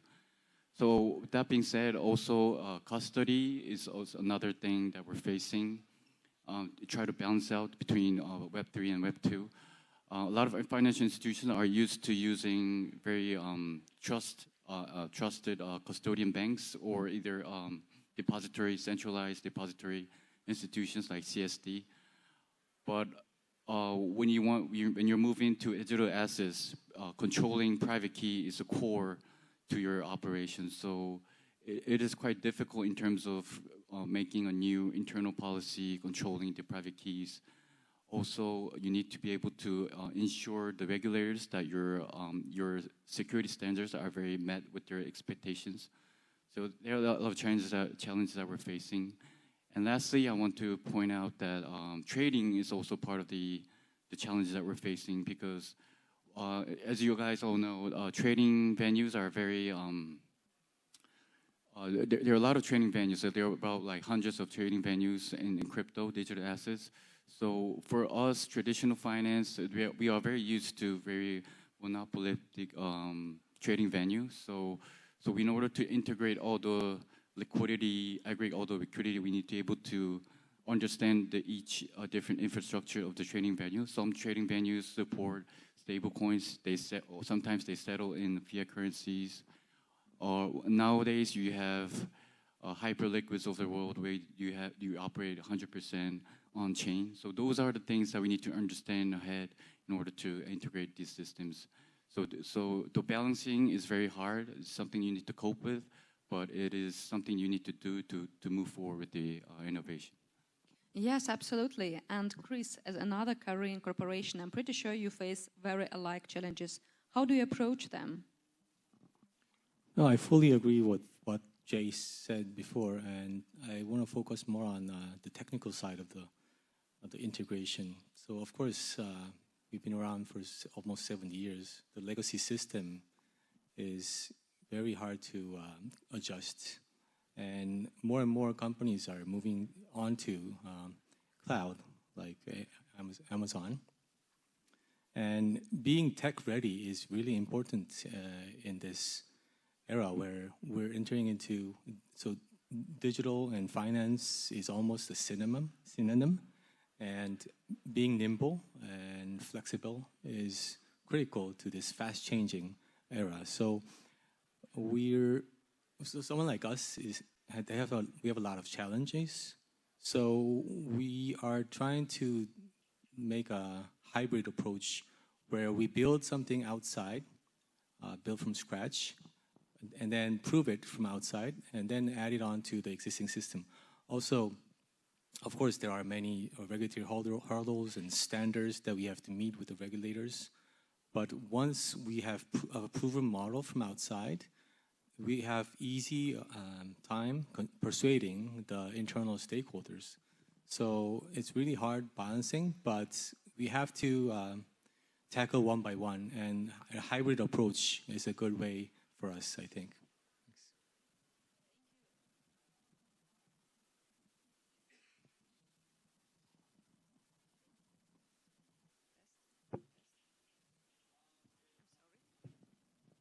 Thank you so much. And if we are talking to like more traditional experiences like trading, etc. So as a traditional brokerage entering the crypto space, Sherry, compared to native crypto players, what kind of challenges you are facing and what kind of benefits you are bringing to their space?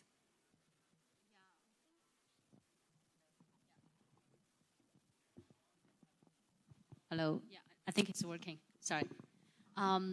I think for the biggest challenges, it would be all about infrastructure as well as talents. Because I'd say, I totally agree with Jay, like when entering into the crypto space, there are certain, skills, for example, how you can manage custodies, the keys, all these are actually new information. So for a bunch of existing TradFi talents, it would be a bit challenging for them to like quickly pick up all those techniques as well as to build a very safe infrastructure. So I think in that part, within our own company, for the talents hiring, we do open to the crypto native people as well as TradFi people who have the interest to enter into the Web3 space. And in terms of opportunities, I'd say it is very, very obvious for our platform. Two keywords, trust and convenience. So for trust, it is about your brand name. It is about your licenses, your compliance framework, and it is also about like asset safety as well as like fiat rails. So for our brand name, it is now one of the largest fintech broker platform in Asia right now, and we have like 28 million users globally. So it is easier for those existing users to trade crypto on our platform rather than switching to a completely new platform, whether they have licenses or not. And in terms of like safe custody, because we have the license, we have to comply with all the regulatory requirements in each market. So generally, the clients will trust us for holding their assets safely. And for fiat rails, because we are an existing broker in those jurisdictions, so banks are usually more friendly in accepting cash in and out for crypto trading purposes. And for the second point about convenience, there are also two folds. I think the first one is also linking to the banking rail, because we have the banking rail, which makes it very easy for people holding cash to trade crypto on our platform. And also for crypto deposit and withdrawal function, it is very easy for them to complete the on and off ramp in a very safe way. And the second thing about convenience is that we are a one-stop solution for both TradFi and crypto. So we are a truly like multi-asset platform. So for people deposit crypto on our platform, they can off-ramp it and seamlessly use the funds to buy traditional securities. So those are the opportunities. Absolutely, and no scalability is possible without safety. And I saw that Ramsey was actually supporting what Sherry was sharing with us. Ramsey, what infrastructure requirements must be in place before scale becoming is possible? Yeah, I mean, I think, on Solana, our number one focus over the last couple of years is just maintaining our performance and our uptime. And, over the last 2 years, the chain has not gone down. It's performed incredibly well in the sense that, we can maintain relatively high TPS. The cost to transact is incredibly low. And so I think, ultimately, the infrastructure requirements are consistency.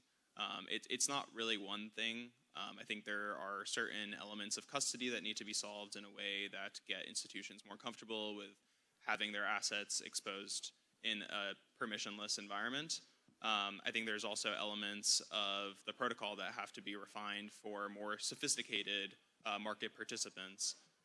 And so that's something that I think we're really laser focused on, is ensuring that the user experience and the ability to interact with the chain is not impeded by the knowledge of niche sort of Rust and other kind of coding languages. Ultimately, we want to make Solana as accessible as possible to anyone who has the intent to trade anything.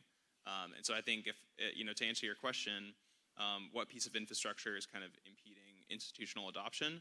I think it's really consistency and accessibility, and that's why I actually really agree with what Sherry was saying about trust and ensuring that the counterparty trusts the chain implicitly, and that's I think probably the most important thing for us. Okay, so we have consistency and accessibility. And Chris, from an asset owner and allocator perspective, what infrastructure requirements must be in place in your opinion? I think the Korean market, the regulatory framework is still uncertain. So I think that's the biggest hurdle for us going forward. It's really hard for a big corporate to make a decision with an uncertain framework. Nevertheless, the digital asset basic law is moving along, so it will open up eventually. So we're preparing for some of the things that doesn't require a very detailed guideline. For example, we're doing a lot of POCs with the external partners where we can really test out how we can integrate the blockchain rails with the legacy system so that we can receive, for example, insurance policy premium in stable coins, or also pay out in other coins and stable coins as well. And Jay, do you agree on this perspective, or would you like to add some other points? Well, I would like to add one more thing that I think what is required for scaling this type of security especially on the security tokens. If you want to scale on a global level, I think you need to have a standardization, because nowadays you have different types of assets across different blockchains. They all serve different purpose, but they all fall under security in some jurisdictions. So I think what we need is to have a standardization of not just the technical part, but also on the legal part as well. In order for if you have all this different framework for each different security, it will cost a lot of operational friction to settle these tokens. So if you have the standardization, it will cost much less time and resource to settle these tokens. So. Okay, Shin, we did for you currently a quick market research from your potential or current customers on what is their expectations. So that's what my question next is coming to you.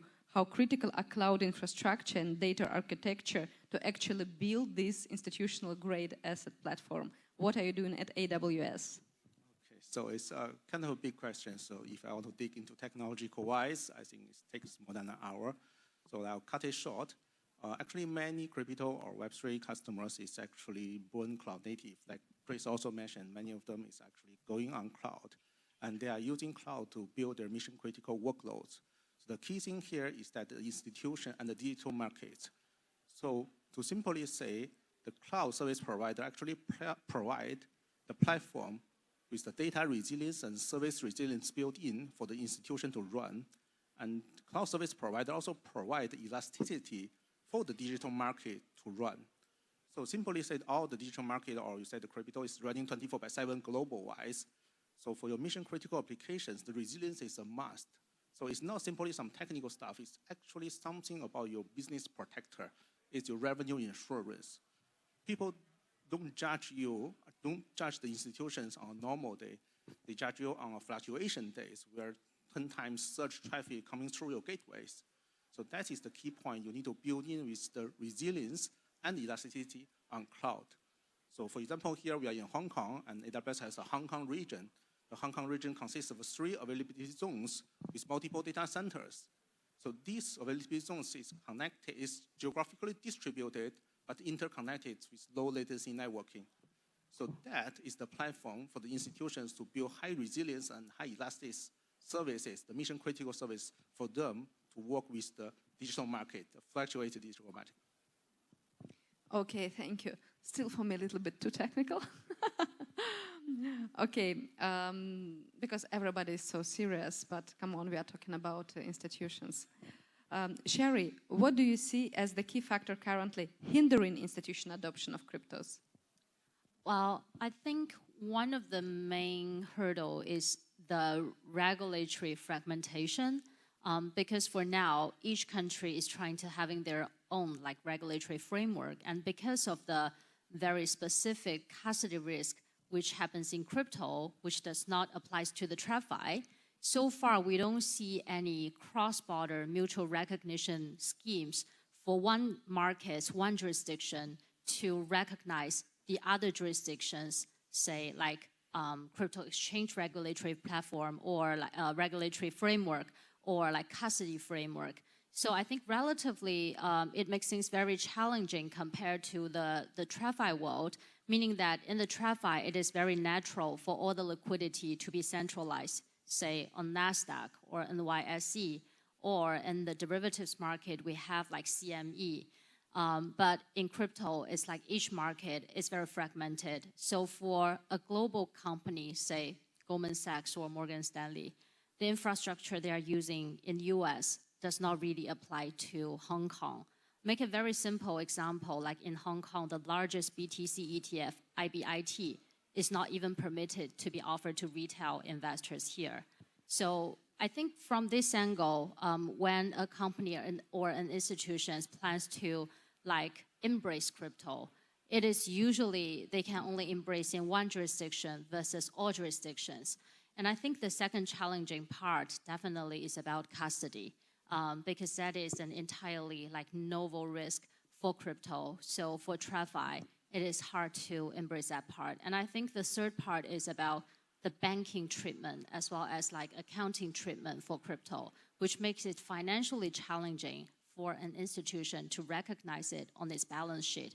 For example, in Basel, like the crypto is subject to 100% haircut, which means if you have to comply with certain like liquid asset rules in certain jurisdiction, if you are holding crypto, it means 0 on your balance sheet. So I think all these little by little makes it very difficult for an institution, like from risk management, compliance, business perspective, to embrace this category entirely. So this is a business perspective, but if we are looking at the perspective of blockchain and technology, my question is to Ramzi. How are institutions thinking about security, control, and governance that are literally the internal regulatory for blockchain? Yeah, I'll give you a couple of examples here.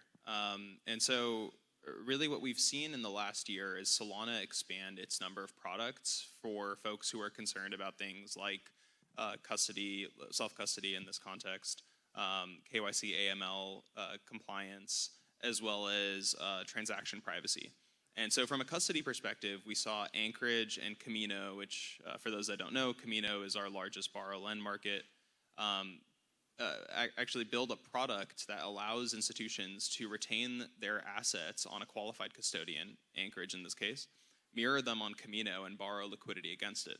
Now, really what that unlocks is a much broader suite of assets that can be held in custody and in collateral on a permissionless borrow-lend market. So you see this melding of both CeFi and DeFi in that context. To kind of discuss the KYC AML compliance, we've decided to actually build out two different solutions. The first is the Solana attestation service, which is a ZK compliant attestation call that lives directly at the protocol and is built and maintained by the Solana Foundation and Solana Labs. And basically what this allows is for an application to query if a wallet is eligible to access a product or to trade an asset or to deposit funds into a vault, all without the user having to share private confidential information to that application. And so yeah, we built this attestation service that can be called by virtually anyone who builds a product on Solana, and it's saved a lot of headaches in terms of managing that KYC. The second solution is Contra, which is our private state channel. Essentially, it's a private execution environment that lives directly in Solana. So no longer are there any requirements to have to build an L2, use a bridge, and interact with a new network or a subnetwork in order to gain privacy and minute control over transactions. You can do it all within the Solana L1, and this is also something that the foundation, as well as our sort of suite of advisors have helped us build. Yeah, I think ultimately like these are the concerns that institutions have, right? They want to ensure that they're compliant. They want to ensure that their assets are held in a secure manner. And of course, they want to interact and participate in DeFi because ultimately that is where the next frontier of yield, the next frontier of trading, all of that will be invented and will be proliferated. So yeah, I think that's those are some of the solutions that we're hopeful will work, but working on a lot of other stuff too. And such complicated systems with so many elements and so many procedures in place are impossible to do just by one company. So usually you're operating in a series, in an ecosystem of partners who are supporting you from different perspectives. And Sheen, I wanted to ask you, because maybe you are the company with the biggest number of partners among all of our speakers today. What role do technology partners and third-party infrastructure providers play in accelerating institutional ecosystems? Yeah, in terms of accelerate the institutional readiness, I think the first thing is we need to go back to the building blocks. So the cloud providers or the technical partners, they provide essential primitives. That these primitives is actually the building blocks to build institutional critical applications. So these primitives actually be there out of the box for the institution to try and to run. For example, the AWS has so far has 39 regions across the globe and has 123 availability zones and has more than 200 full-feature services that is out of the box for the institutions, for everyone to play, to use, to test their solutions on top of it. And that is not enough. The second thing is that beyond the primitives, that we also have the inherited solutions, the inherited experience that build on these primitives tailored for the crypto industries. And these solutions are valuable assets for the institutions so they can easily to adapt and catch on the real market, to catch on the current solutions that in this market. And thirdly, I think together with the cloud providers and the technical partners, we need to build an ecosystem for the institutions that they can test safely and securely on this platform. And also they can fail fast. So they can recover fast. They can try their own business fast to make sure they eventually reach their readiness on this current market. Absolutely, I can support each word as we are also the client of AWS and we are using the infrastructure. It helps a lot. But from the perspective of the brokerage, Sherry, could you please advise what role the technical partners plays in you to help you scale faster? For example, you partnered Coinbase, as far as I remember, to launch Moomoo platform. Yeah, I'd say the support from technical partners is very, very important. This includes not just our upstream liquidity provider, but also some very fundamental support that the users might not experience. For example, AWS or other cloud service providers for providing cloud services to maintain our system as well as to holding key shards.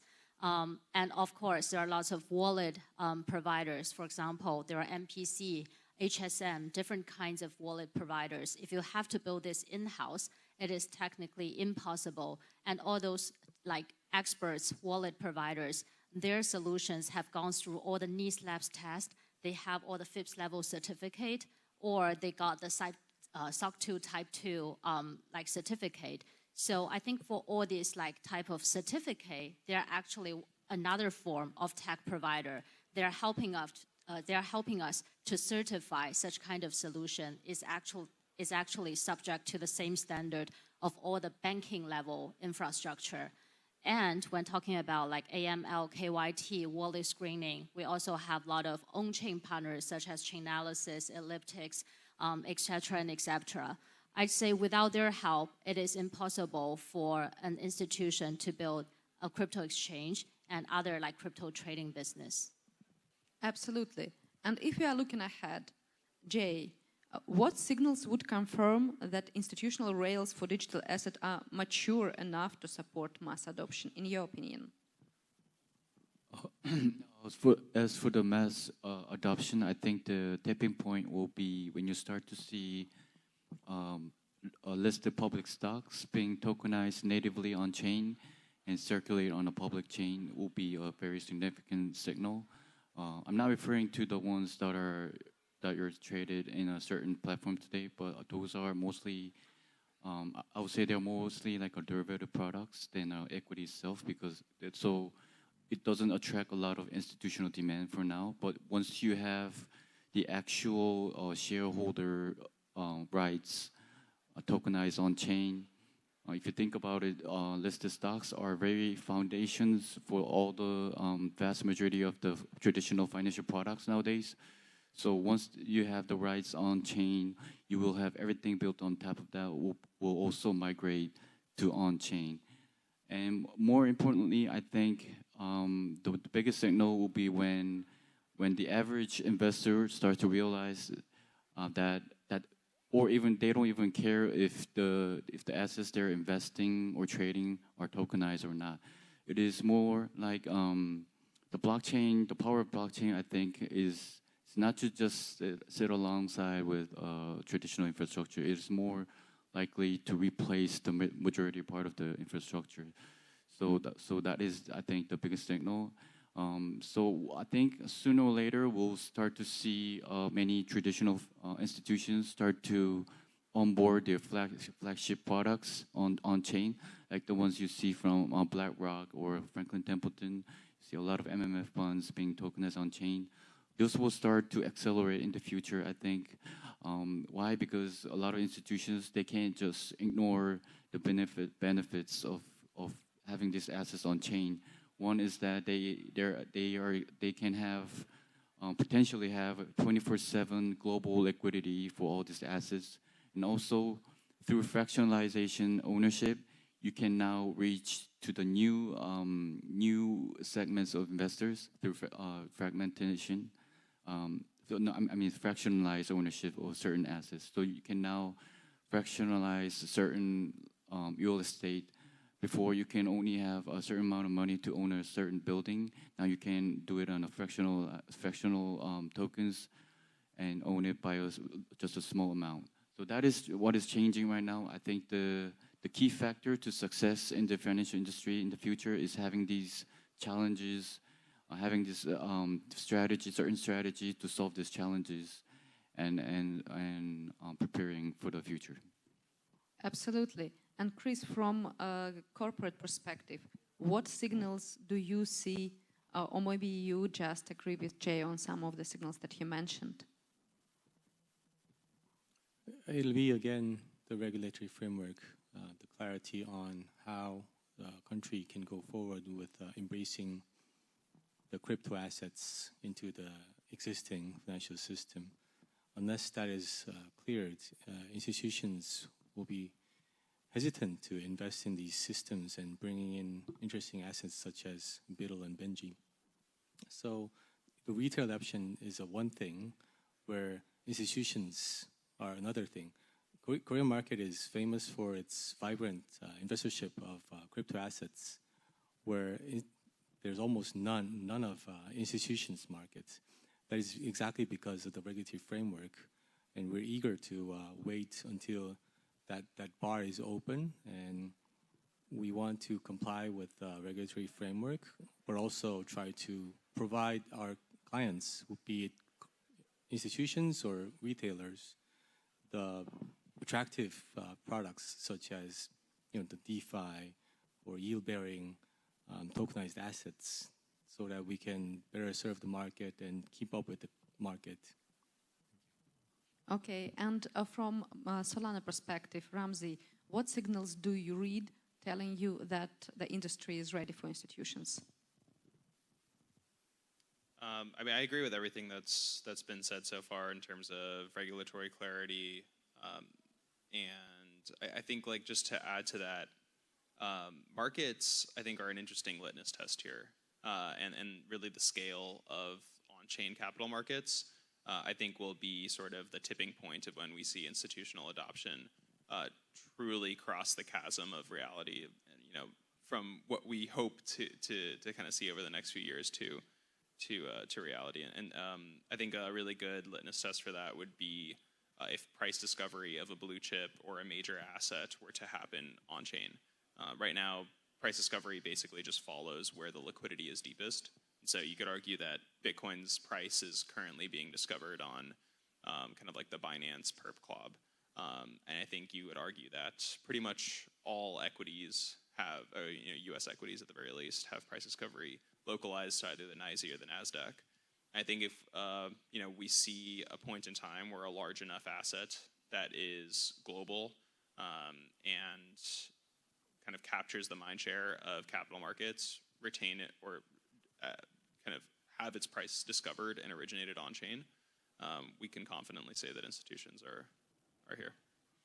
Absolutely. And now I will ask all of you in 1 minute maximum to give us a bold prediction of where institutional digital asset infrastructure will be by the end of this year. And of course, no financial advice. Chris, could you please start? So we don't know when the regulatory framework will be lifted. So instead of banking on the local regulators, Kyobo, as a group, we want to expand outside of Korea so that we're free from waiting for the regulators. So we want to set ourselves outside of Korea, where the regulatory framework is more settled, and that way we can build our own platform to deal with crypto assets as an asset management. So by the end of this year, I think we'll have our own platform outside of Korea so that we can serve institutional and retail clients. Jay?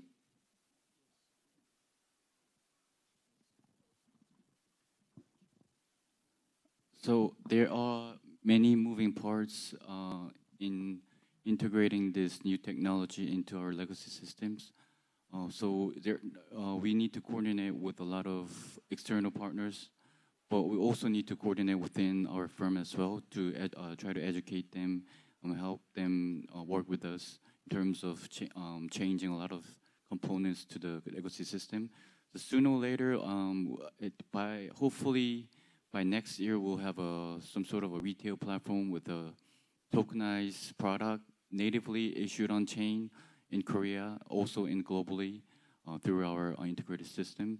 There will be challenges, I think, on the way. There could be some compromises where a lot of decentralized features that was praised in the Web3 might have to be somehow compromised with the legacy system. but it is. I believe we're in the transition phase. So the prospect is very clear. We're on the way to the blockchain infrastructure of traditional finance. Thank you. Thank you. Shin, could you please share your take on how the digital asset infrastructure will look like by the end of this year? Oh, that's a big topic, actually. It's very hard to forecast, but we do know that as infrastructure providers, we want to provide with our customers the best-in-class infrastructures to help them build the data resilience, the service resilience, and operational resilience on top of the cloud infrastructure. I mean, the cloud infrastructure becomes invisible when it becomes success. However, on the other side, the disruptor technologies like AI is actually coming, so they are actually drive the innovation of the digital market, drive the innovation across the world. So it's going to be a major change by driven by the technology side. So AWS actually want to provide both things to our customers to make sure they can success and strive in this wave. Okay, that's for sure. Sherry? Yeah, so I'd expect there will be more clarity in terms of how the regulatory framework is going to identify crypto to be sort of equivalent as TradFi securities based on the same business, same risk, same rule philosophy. So that I think in Hong Kong, very soon we will see the regulator allowing the cross-margin type of business model. And I think in that case, it will fundamentally pave the way for the crypto asset to be identified to be something equivalent as TradFi asset, because it will be able to be used as collateral for margin purposes, etc. Thank you. Ramsey, your boldest forecast. Well, I guess if we assume that my co-panelists are correct and that the regulatory clarity will kind of become more evident this year, I would really like to see the first direct listing of an IPO on-chain. I think an entirely native direct listing would be an incredible milestone, and hopefully that'll be on Solana. Thank you. Thank you very much for the panel, everybody. And as we see, institutional adoption is not something behind like the doors. It's already here. It's being built, and it's being built pretty fast. And stakes have never been so high as they are now. So thank you, everyone, for the insights, and wish you all nice end of the day. Thank you very much, Valentina. And if I can have you all stand up and come close. Our photographer is making his way in to capture your smiling faces. There we go. We are taking a short break. You've got 15 minutes to recharge, refresh, grab some coffee, do your thing. The people at Avelicom are sponsoring our coffee breaks today, so thanks to them for getting us a coffee. And we'll want you back in your seats 15 minutes. We got 2 panels to close out the day, and they're dynamite. So thank you very much. Great job to our panel. Well done. All right. Valentina, don't worry. We got that covered. You're working double overtime. Yep, no problem. I appreciate the effort. That's great. Thank you very much. I'm Andrew Work. Be back in 15 minutes. Thank you.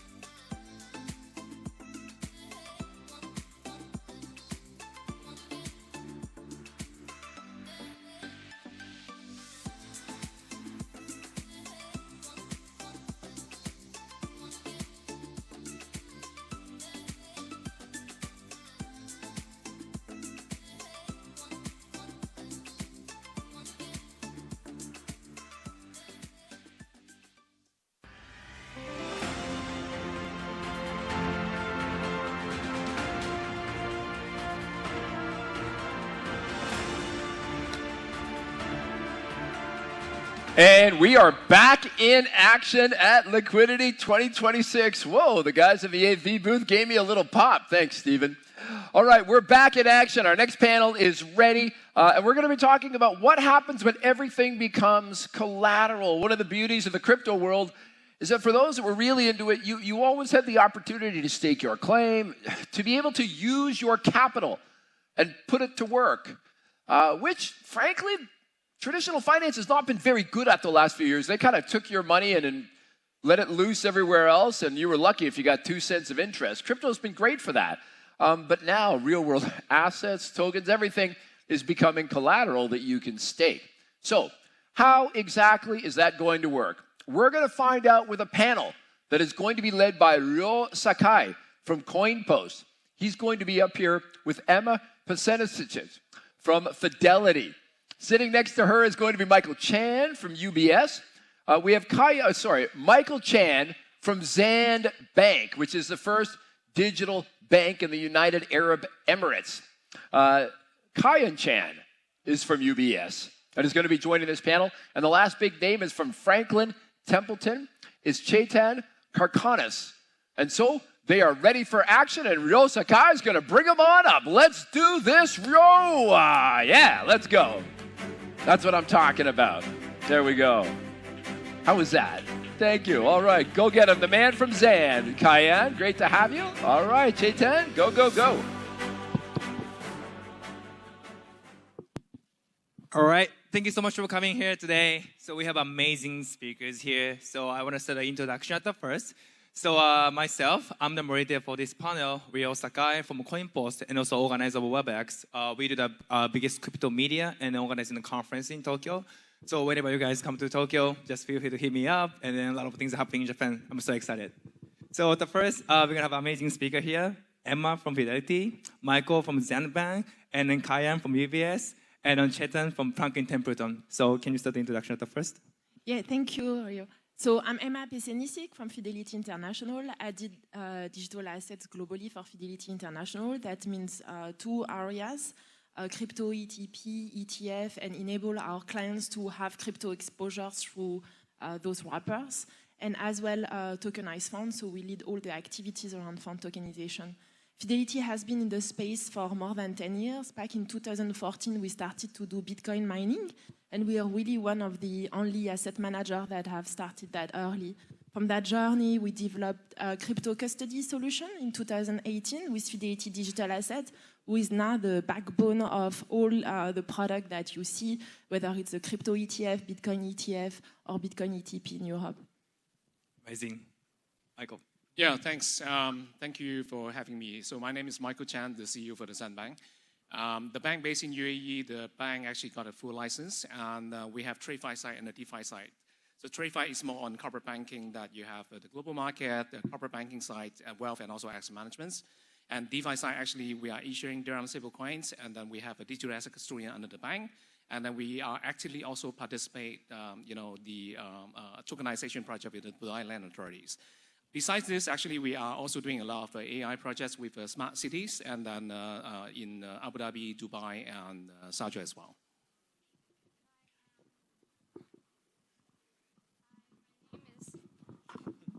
Hi, my name is Kayan. I lead the digital asset business development team out of APAC for APAC.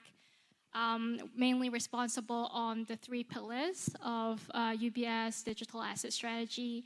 And that is 1, crypto products onboarding, as well as exploring crypto trading and custody for UBS Wealth Management. 2 is about onboarding crypto wealth clients. And 3 is tokenization, money market funds, gold, etc. Hi, everyone, and hope we're going to make this session. This is the first time I've been in a session with 2 or 3 other asset and wealth managers on digital asset tokenization. So very excited to be here. Chetan Karkanis, I cover digital assets for Asia Pac for Franklin Templeton. Emma, you may have been the first to mine Bitcoin. We were, I think, the first to actually launch a tokenized money market fund. But who's counting, right? So 3 main areas, just as Emma covered. We focus on tokenization, so the actual issuance of tokenized real-world assets. We focus on investment strategies related to crypto, so listed token strategies or ETFs. And then finally, we do staking and node operations and are looking at a whole other ways to partner with our peers in the industry. Awesome. So as a media, I want to ask a lot of questions to all the speakers here. But today, the main topic is going to be everything's going to be cloud law. So a lot of people here must be pretty interested in how like everything's going to be on chain, how people see it in the future. So I'm going to focus on this topic and then start asking the question. Is everything good? All right. So at the first, I want to ask, how are institutions redefining what qualifies as acceptable cloud law today? Can you start the question, Michael? Sure. From the institution point of view, it's very different than the non-institution, of course, right? Because all the institution actually has to follow the Basel, right? Yep. So right now we're talking about Basel III. In terms of Basel III, the basic principle is that the collateral must be fulfilled three things. The first one actually is the liquidity. The second one is acceptability. And the third one is the legal enforcement, right? Example, money market fund tokenized actually considered actually high liquid and then stabilized and then is enforceable actually by the legal perspective. But if you talk about real estate, it will be very different because liquidity will be low, right? So the classification will be different because I think the main point for the institution point of view is two things. What is actually the risk weighting for that and what is actually the capital consumption on this, right? That's driven actually there's interest for the institution whether they should or they should not actually classify this as a acceptable collateral. Thank you. What about Kayan? Yeah, so like Michael says, it's very different and it also depends on what kind of lending business you're trying to do. For wealth management, we're most famous for Lombards. So for Lombards, pretty much everything could be collateral, right? From cash like US dollar, euros, to securities like equities, bonds, to money market funds, to even private equity.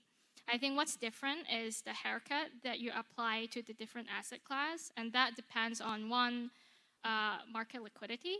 Two, it's about the price availability. Three, it's about the country of risk and so on and so forth.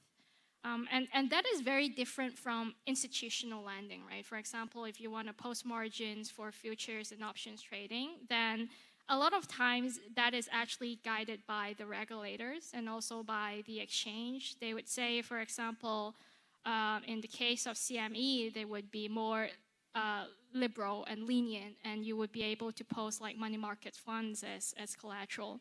But if you're dealing with, let's say, the NSCC, they would be much more harsh and narrow, and you would be able to only post like treasuries and agency bonds and so on, so very much restrictive. So it really differs on the markets, what kind of products are you trading, what kind of lending you're doing. And I think coming back to tokenized collateral, I think the key value add that tokenized collateral could bring is that ability to do 24/7 settlement and instant payment, because in that case, for margin calls, it becomes a much more mobile, collateral. All right, thank you so much. So I think you mentioned about liquidity. I think it's going to be like a really important topic, not only as a cloud law for like whatever in the crypto space, like institutions. So I think how do institutions evaluate the liquidity and the haircut framework for non-traditional cloud law? Can I go back to you, Kayan? Yeah, so as I said, it depends on the market value, the volatility of the asset class, how liquid it is, and how readily available am I able to find buyers and sellers in the market. Thank you. What about Michael? The haircut actually depends very much, I would say, the coming Clarity Acts in the US, because that will change everything almost, right? And then on the other hand, it's how quick the other regulators in a different jurisdiction follow. Haircut basically is quite clear definitions. The LTV ratios, for example, if you tokenize that, what ratio you should apply. But the new classes for the tokenized asset may not have actually these classifications. But unfortunately, because of this, right, it probably will fall into the group 2, which is the Basel. That means actually you need to apply 1,250%, on the asset for the capital consumptions. So I think let's see whether Clarity Act will be approved and then how actually the other country will follow. All right, thank you so much. So I think when it comes to on-chain, definitely the other topic we got to think about is that risk. So I think a lot of people hesitate to be on chain because even though the gold, a lot of people say like on-chain gold should be like can be be instead of like a real gold or something. A lot of discussion I've ever seen before. But I want to ask you about this on-chain too. So what operational risks consideration arise when the cloud law moves on-chain? Can you ask Emma?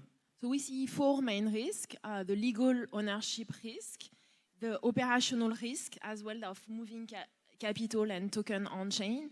You have as well the custodial risk, and finally the liquidity risk, right? So those are the four main categories. If I look at the first, the legal ownership risk, it's important that you decide when you invest, and you decide to use a token as a collateral. Often the requirement is to make sure that the token is actually, the share of that asset. So in a fund context, you will look at it as only taking what we call digital native tokens. So in the fund area, you have digital twins as well. So it's typically when you have someone else creating a twin version of your product. And as a result of that, the end investor cannot claim the direct ownership of that asset. As a result, those digital twins cannot be eligible for collateral.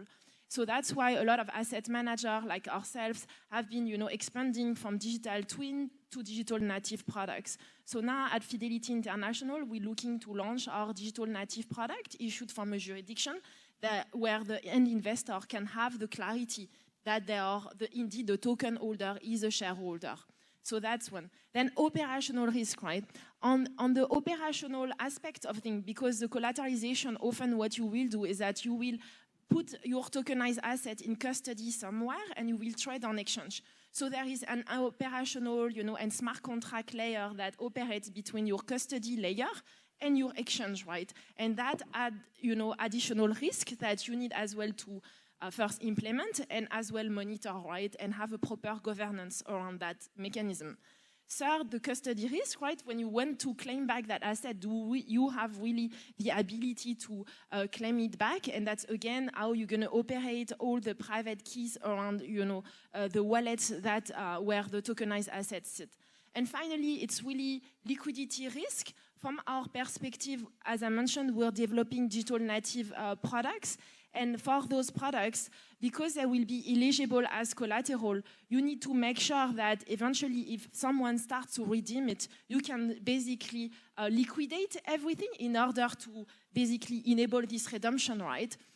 And that's where, there has been so far a bit of not great liquidity yet around, those products. And from a portfolio manager perspective, you need to be ready to manage that on the primary side as well.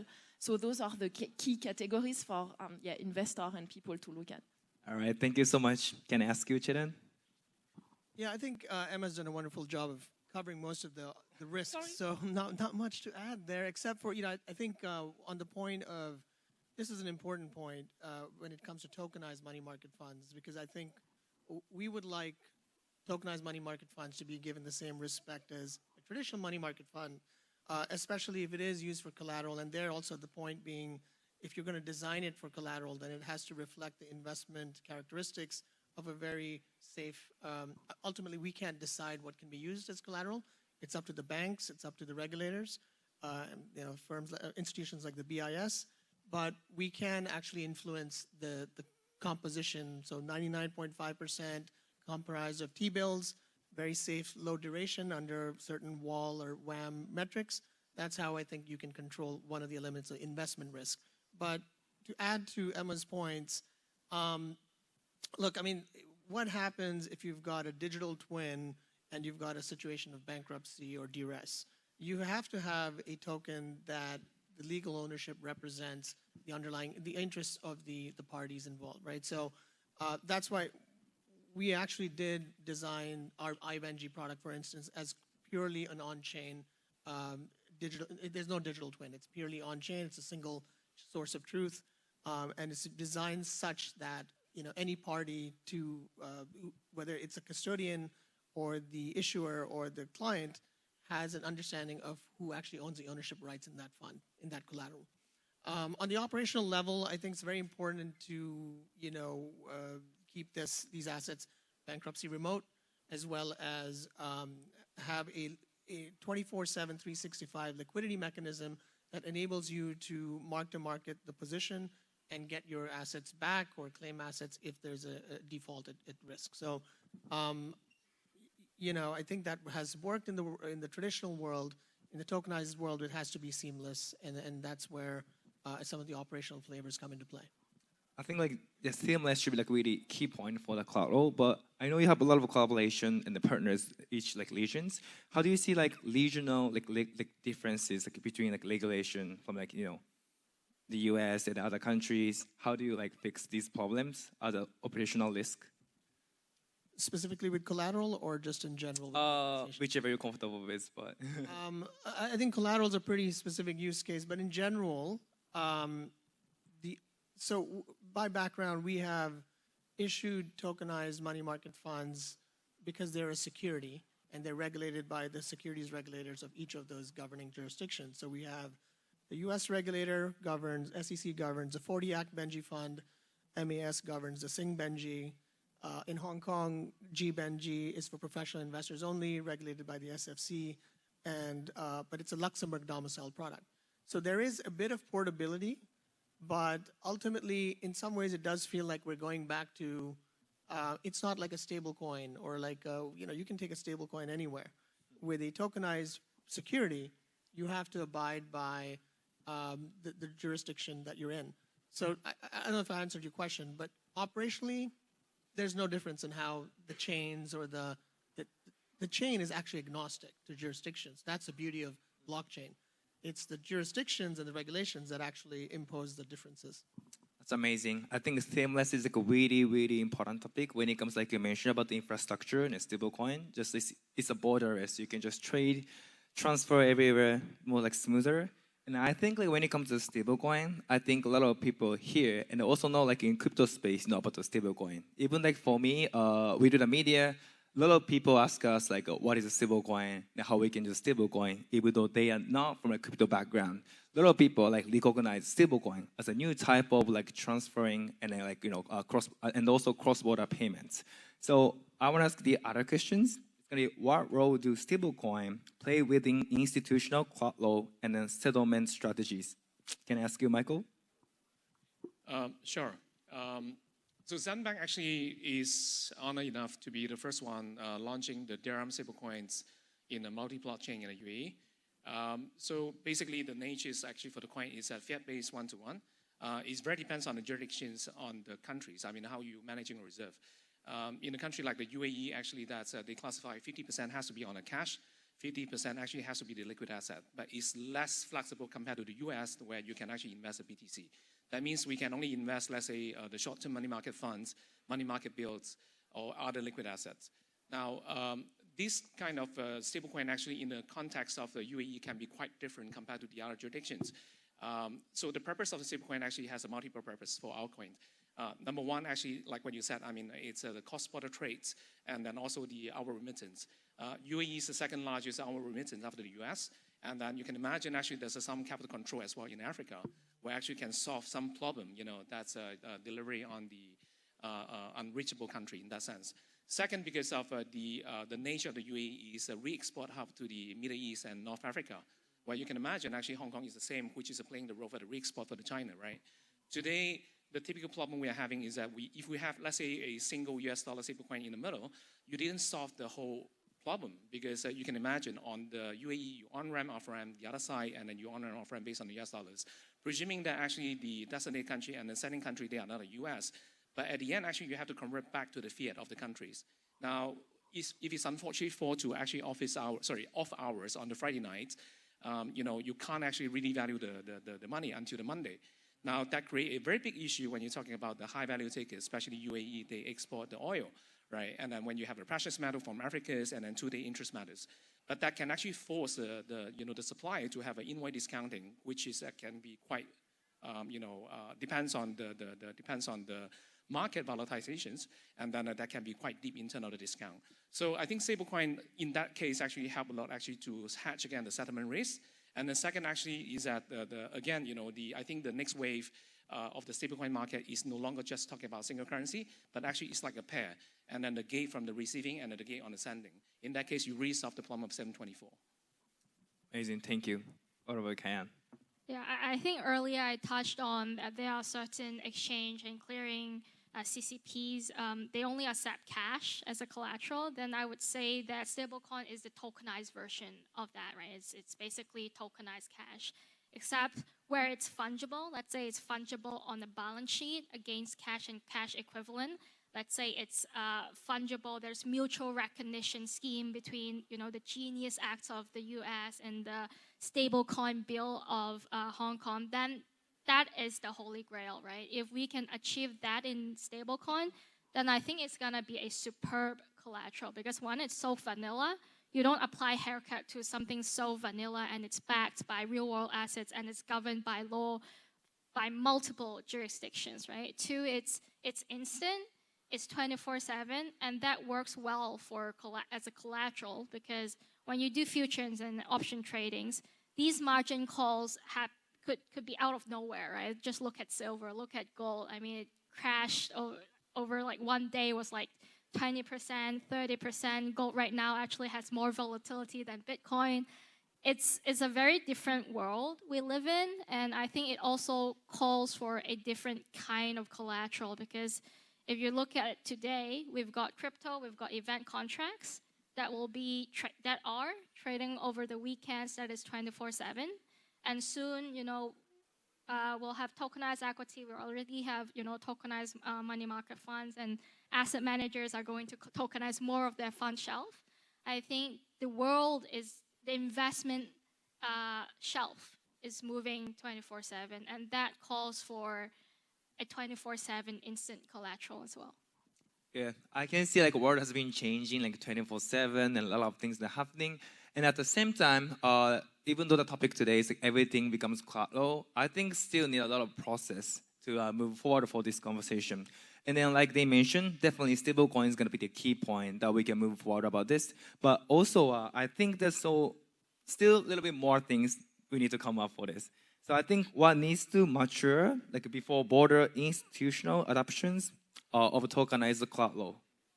Emma, can you ask about this? I think today they don't fit in the current frameworks, right? They are really on the side.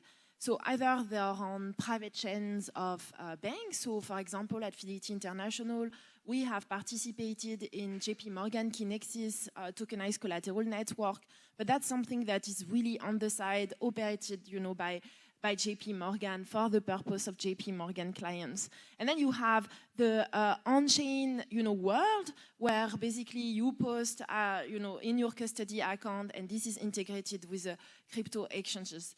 And, the rest, all the banks are really trying to figure out, how to really upgrade the current system. So right now it's still two avenues, and it's how, as Karen mentioned, how we're going to make that merge at some point, and eventually the large bank upgrade their infrastructure in order to enable, more of those tokenized assets, and eventually totally switch, on blockchain. What about you, Ken? Actually, I just wanted to sort of go back one question before institutional adoption. So I think stable coins are a great means to, and they've clearly seen the wave, but they're a great means for cross-border money movement. They're fast, they're stable.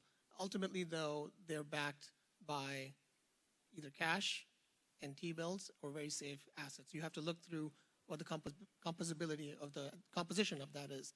However, for collateral, why does a stablecoin make more sense than a tokenized money market fund or a tokenized set of liquid T-bills? To me, you're able to offset your borrowing cost while posting up the same treasuries. The only difference between a stablecoin and a tokenized money market fund, one is paying out the yield as a security, the other is not. And the one is giving you a yield while you're holding the collateral, the other is not. So I think investors need to be able to differentiate that. They're using it for collateral. I sort of have some questions about why. And if it's a stable coin that's issuing yield or rewards, let's call it rewards because it's not it's security, then I have a question on the regulatory treatment of those versus actual tokenized securities. So going back to the question on institutional adoption, look, I think I think what I've noticed in the last couple of years is there's still a lot of education and awareness. The banks are not fully there yet. They have their own internal risk and compliance and monitoring systems and incumbent systems that are in place. Anything that requires dealing with anything that's on-chain requires a whole team set up, system set up, and I don't think a lot of firms are there yet. So until that happens, and until institutions see both the retail value as well as the institutional value for their clients, the adoption curve has got some ways to go. Okay, thank you so much. You want to follow up, Kayan? I think to supplement what Emma and Chetan already said and very nicely put, I think it's one, the regulation. I think the CFTC, they've been very hard at work. You know, the 2539 letter, etc. I think it really paves way forward for the CCPs to the market infrastructure players to banks like us to really look at tokenized instruments as a collateral, right? And that in turn spins, you know, the flywheel for asset managers for issuing products that are intended to be used as collateral. I think one, regulatory clarity has to be there. Two is, I think whether all of the market participants are tokenization ready, right? So if I come from a banking view, it's more than just, you know, whether the CCP, they allow UBS to post, you know, tokenized money market fund or stable coin as collateral, but it's also about whether we have the ability to custodize it. You know, from an order management perspective, let's say I've got a wealth client or an investment banking client, they want to subscribe to a money market fund using UBS system. Can our order management system, is our order management system actually connected to the blockchain, right? So I think until we solve the infrastructure problem and the ecosystem problem, then I think we're not there yet. But I think a lot of market participants are recognizing the fragmentation of the playing field and are working very hard towards it. Yeah, I just wanted to add, there is an interesting working group called GDF, Global Digital Finance Working Group, that has basically worked last year in a lot of problems around posting basically tokenized money market fund as derivatives margins, and they highlight some of the regulatory and as well operational constraints. And it's not coming from me, but from them. Basically, what they say is that in Luxembourg, you have, you know, full clarity around, you know, the fact that you can use a token for posting margin. Then you have issues in the UK, and that UK is actually coming just, you know, into a consultative stage. So they hope that, you know, this year they should bring more clarity in the UK with the FCA. Ireland, they said that Ireland, eventually you can basically hope that the regulator and the laws will see a tokenized money market fund as a normal money market fund.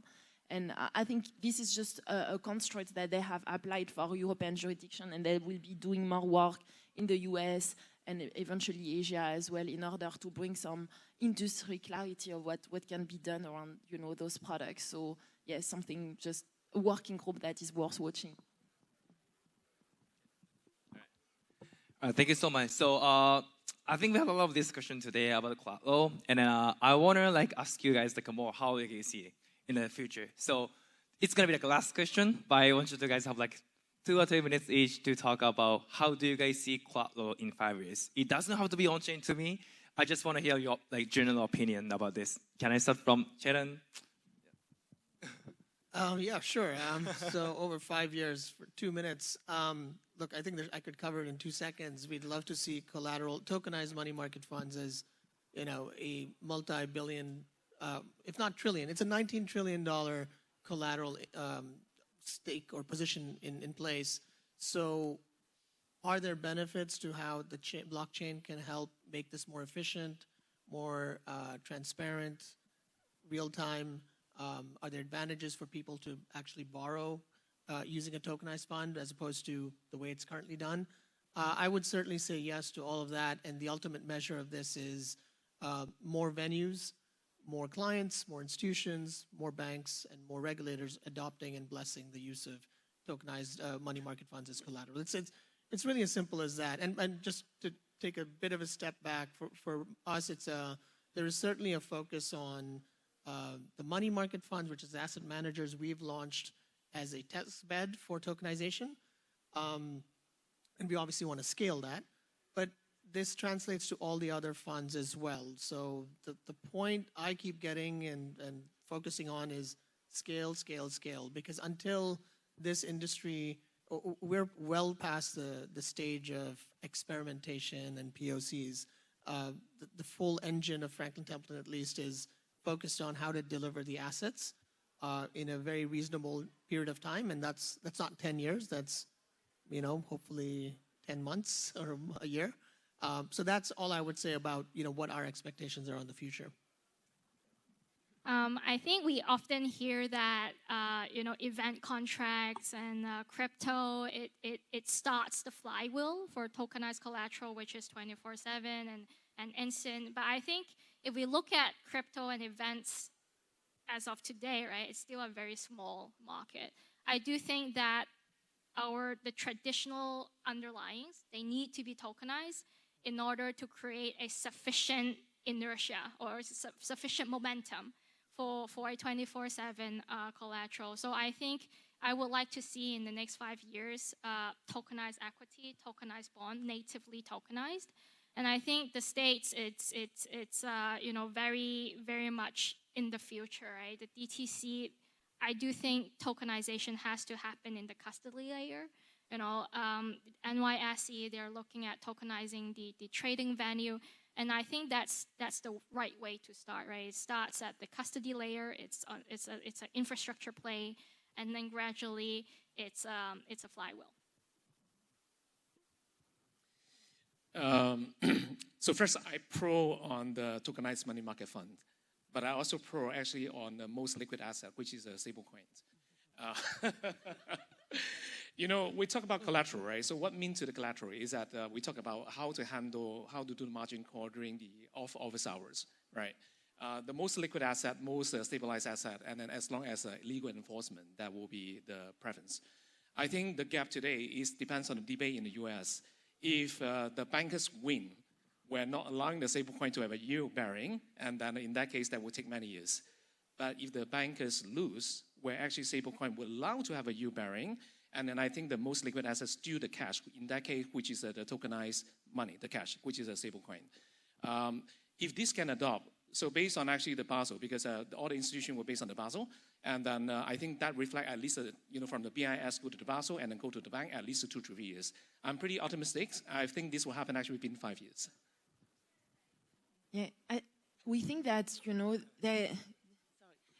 to 3 years. Yeah, for sure, in the next 5 years, we estimate that there will be about, 500 billion of digital liquidity funds on chain, right? That the potential, if you look at just stablecoin reserve, the collateral use case, the fact that as well all the on-chain treasuries companies are looking to diversify away from stale idle cash to tokenized money market fund or digital liquidity fund. This gives a lot, to progress. The collateral use case is something that requires more operational, implementation as well. So that's going to take a bit longer time, but in 5 years, this should be achieved, right? And I agree with Kayan's point that we need as well the underlyings in order to make that more efficient. Otherwise, what we believe at Fidelity is to bridge in the meantime, you will have to rely on a lot of credit facility, market making in order to develop that 24/7 components. So we still have a way to get there, but it won't be as good as when we'll have, tokenized bonds. Thank you so much. So I really appreciate all the questions and the answer today you had. And I think a lot of people are pretty familiar with tokenization and they're also interested not only as a collateral. So today, as we talk, a lot of things starting from a collateral, but also including tokenized MFF, stablecoin, other ways. So I want to ask you guys, if you guys have any question to these professors here, any questions, probably it's going to be acceptable, but if you have any, raise your hands, please.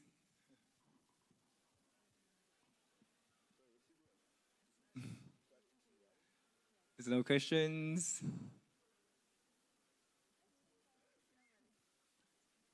Yeah, I think, all right. So I think it's the time to end. And then we appreciate our speakers here. Shout out to everybody here. And thank you so much for listening. Thank you very much. All right, there we go. And if you guys can gather up at the front, we'd love to get a photo. Brilliant. There we go. All right, laying it in. Look at, I saw you ready with a question down there, but don't worry, you can grab these guys when they come off stage. All right, thank you very much, you guys. Absolutely fantastic.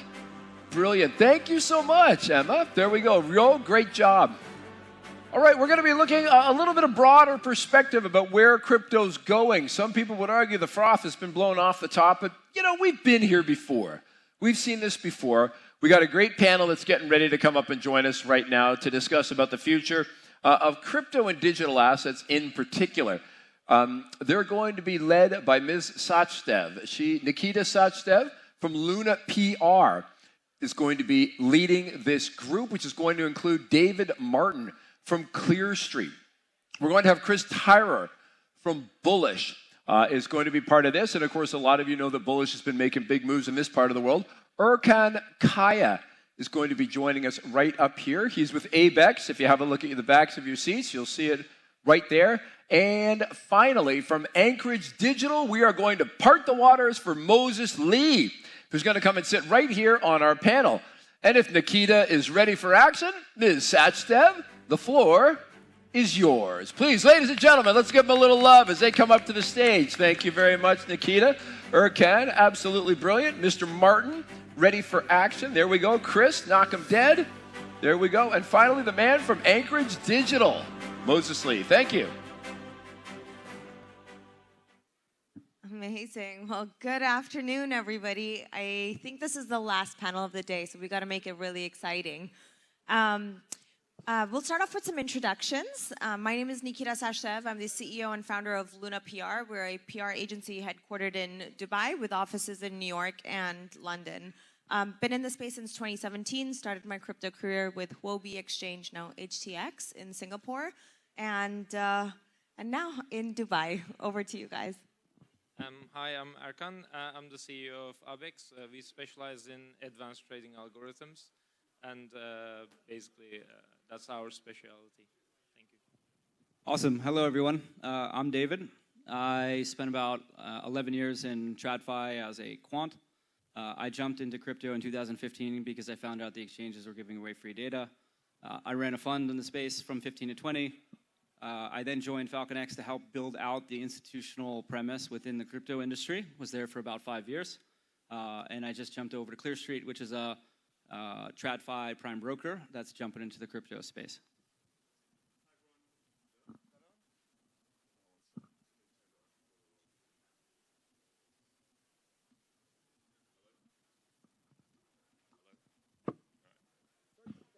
Hi, everyone.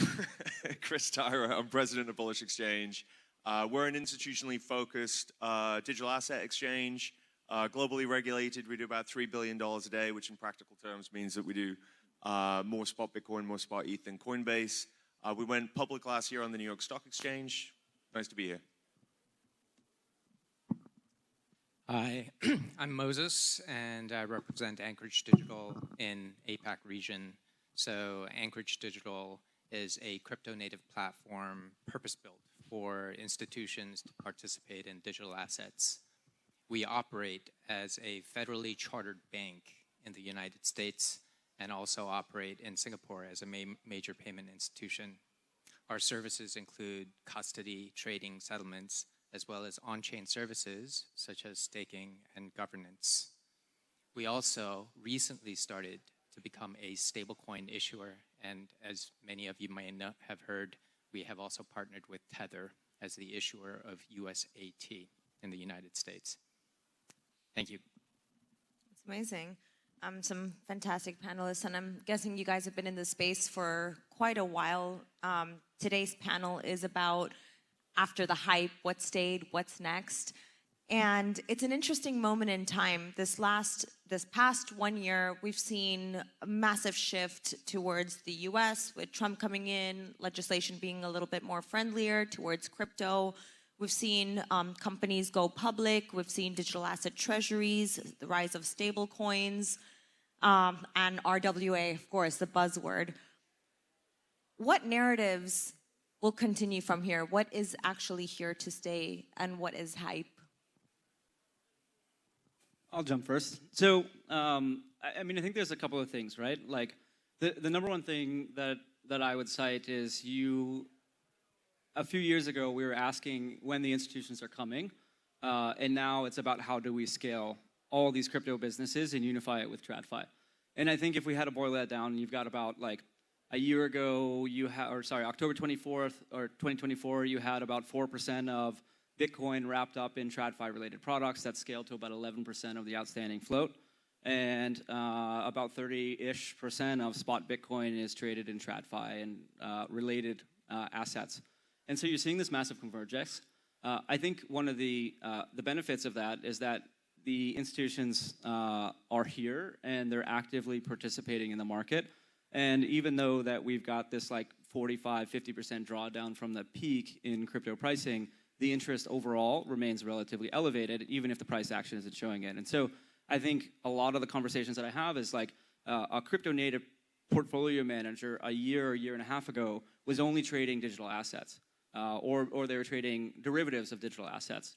But now they've got a healthy chunk of their portfolio in assets that are more akin to TradFi, like equities and DATs, mining stocks and things of that nature. And so you're absolutely kind of seeing this convergence take place right in front of our eyes. And for those of us that have been kind of in the crypto space for a long time, building on the institutional side, this is kind of the moment that we've been waiting for. And now it's time to really execute and scale. Yeah, I would split it into a couple of different categories. I'd say that there's there's what's kind of already here and has proven itself. I'd say really only kind of like Bitcoin fits into that. Bitcoin's on its way to realizing its terminal value as a digital monetary commodity. I don't think there's anybody that, the kind of, Bitcoin is going to zero. I think like there's very, very few people around that sort of still believe that. Then there's next like ready for prime time. And I'd say that, you could put stable coins there, $300 billion AUM or market cap. That's, I think that's about to explode even more so than it has already. And look, really, stablecoins were the first successful use case of tokenization. People have been talking about tokenization for 10 plus years. It's taken a very long time, even though people could look at the rails and say, hey, this is just a more efficient way of issuing, trading, settling, and reconciling, all assets or all contracts. Really it took, stablecoins to kind of prove it out and get to the scale that it has to demonstrate the value of the use case, so on and so forth.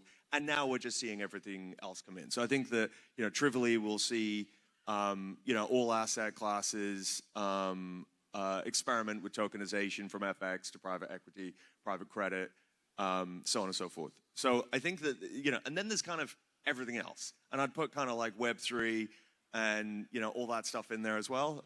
TBD on whether that kind of survives and whether there's a persistent use case and persistent interest. But I'd sort of categorize it in those terms. And sorry, what do you mean by that? Like in terms of like NFTs, metaverse? Is that? Yeah, what I just think there's a lot of stuff. Like we've been through DeFi summer, NFT summer. We've been through. There's a lot of historic narratives. Like I think DeFi has proven itself out, but now is that going to get strangled by controlling the on and off ramps? The market structure bill is debating DeFi as we speak. That has the potential to really throw the brakes on some of the innovation and some of the growth there. So yeah, I think that it's yet to be proven. It hasn't found product market fit. DeFi is slightly different. Like you look at Hype and Aster and so on and so forth. I mean, they're trading massive volume. NFTs are a good example though. Like, I think that's a really interesting space, but it hasn't really lifted off and hit sort of mainstream public adoption as yet. And I think there's a question mark as to whether it ever really does. Yeah, I like what you said about product market fit. I think that's very important. It reminded me of, I live in Dubai, and the Dubai police has actually integrated NFTs for stolen passports. And I think there's some case studies like title deeds and passports that are really good case studies for NFTs. But I think maybe it was just the wrong products being put into market and very hype focused. But sorry, Moses and Arkan are curious to hear your thoughts on the what's surviving this market. Yeah, I think I'm like the particular thing I observe is the derivatives market is here to stay. Basically, the more the activity is shifting from the spot and small coins into big coins and like Bitcoin, and then from there it moves into the derivative space, and then from there it moves into the more advanced derivative space, and that is a great indicator for the institutional needs and how the product space is evolving. So for me, it's a clear path towards moving into this shape. So more retail-driven products are becoming less interesting overall. The other thing that I see that there is a smaller correlation between the products that are the projects that are building particularly interesting pieces in the space versus how much they're actually trading or what the value of that token is. So that's another interesting thing, which means that the survivability of these projects are not necessarily backed by the trading activity, and then you have a question there. So there's a lot of unknowns in front of us on what's going to survive, what's not going to survive. And Erkan, I'm curious, do you think that's a good thing for the space, that there's less retail interest from what you're saying, or less interest in retail products and more institutional? Good question. I think retail drives the individual's needs, which are often less sophisticated than the institutionals. Institutions tend to drive the more advanced product models, more advanced shapes, more structures. And in the retail, you're often looking to get the most out of your money by leveraging the highest and more of a bid on, sparse bids. So institutional volume will push us towards the more advanced product space, I believe. And with institution also comes more institutional adoption, comes a little bit more regulation, regulated structures. And the crypto space was initially built on peer-to-peer, decentralized. It was meant to be more retail focused, in my opinion. So how do you think both the institutional and retail parts will come together? Do you think the pendulum will swing more towards the institutional side, or do you foresee a good balance in the future? I think the regulation itself is finding its feet on what to regulate and what to not regulate too strongly. I think it's caused some of the firms to, be kicked out of countries and move into other countries, and so the crypto industry is still shifting around, finding the right regulatory space to operate for its needs. We believe in regulation to improve the space very much. So we have just achieved our FCA full authorization, which allows us to do derivatives as agency, which is a fully authorized activity in the UK, as well as we have Congrats. Sorry? That's a huge deal. Congrats. Thank you very much. I appreciate it. As well as we have the FCA crypto license, which allows us to do principal trading, custody, and on-off ramping. So we're fully aligned with the regulatory side, because we believe that allows you to operate in a more safe and innovation within a framework where it's safe for everyone and more institutional welcoming. Thank you, Moses. I'm curious to hear your thoughts. First of all, hate to say that the hype is over. I think the hype is maybe a little bit more subdued, but definitely there's different focuses now. So, for example, we've spent maybe 3-4 years working on block space, block availability. I think people forget that maybe 3 years ago, we kind of couldn't imagine a world where there was enough block space readily available and cheap enough to actually use. And so that has largely been addressed. And so now we are able to actually scale with use cases like DEXs that have been tremendously successful with Hyperliquid and so forth, as well as stablecoins. So you could not use stablecoins the way we are planning and using stablecoins outside of trading without that kind of infrastructure that's been built over the past 3 years. So what's more important now is how we use the block space, not like building additional infrastructure for the block space. So that is something that will continue to be an enormous focus. So what is the product market fit outside of trading and remittances and payments? Those will be very interesting going forward. And when we look at, the next coming years, a lot of people talk about the quantum threat. They talk about AI being a threat to crypto, or even a change in the political party in the U.S., maybe backtracking regulation. So, do you see these parts as risks? And what else do you see as a risk to crypto in the future? So regulation is super important. Without regulation, institutions will not participate in crypto. So that is a fact. So for example, banks, they are still limited from full participation in public blockchains due to BIS regulations on capital requirements. So regulations, step by step, it's being implemented in different countries with different types of regulation. And as you said, politics matters a lot. Anchorage Digital was the first federally chartered bank 5 years ago. And that was put on pause as far as bank license issuance for crypto companies, largely due to the political environment. And then you found that last month there were many, many bank licenses issued in the US. So definitely politics matters, regulation matters, and regulation really is the key for successful entrance in the institutional space. I think that some of this is, there's definitely been gasoline poured on the fire of the industry in the U.S. just with the Trump administration and the focus that they've had on it. I mean, it was the #1 policy priority, with Trump incoming.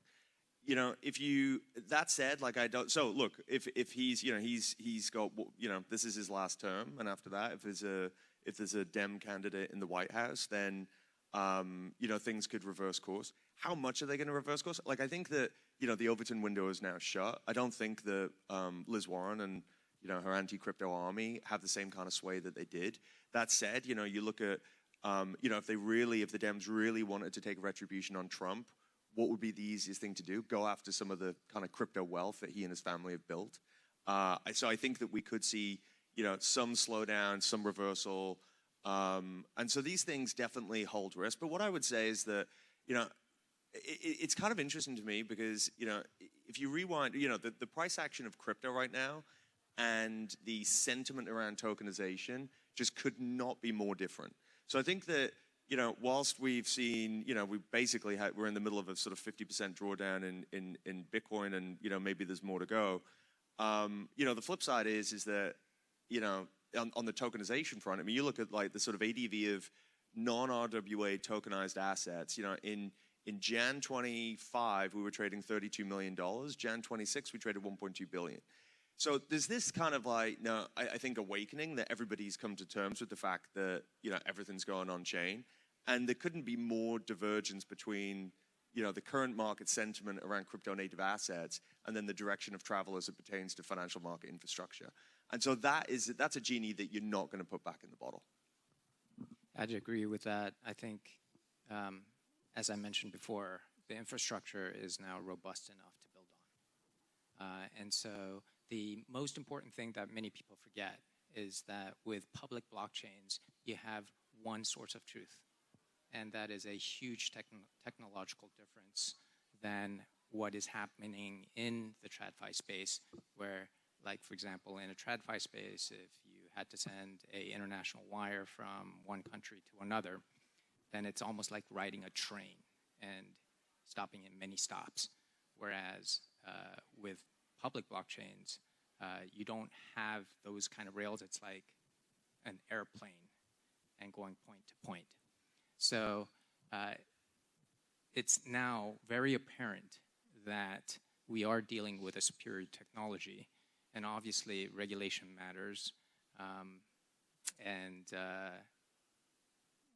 The sad thing is that better technology doesn't always win. So I'd say TradFi will also get better. So it's upon us to keep on pushing. Okay, so Moses, when we're talking about, you're saying that it's not always like the best technology doesn't win. What infrastructure will win? There's so many chains out there. There's so many L1s. People are then building L2s. And sometimes they're adding a bit of a layer of complication. Like we're all trying to strive for mass adoption. We're trying to keep the technology as simple for the mainstream to understand. Which infrastructure wins? Which chain do these RWAs build on? Which stable coins do people use? So with blockchains, network effect is something that is massive.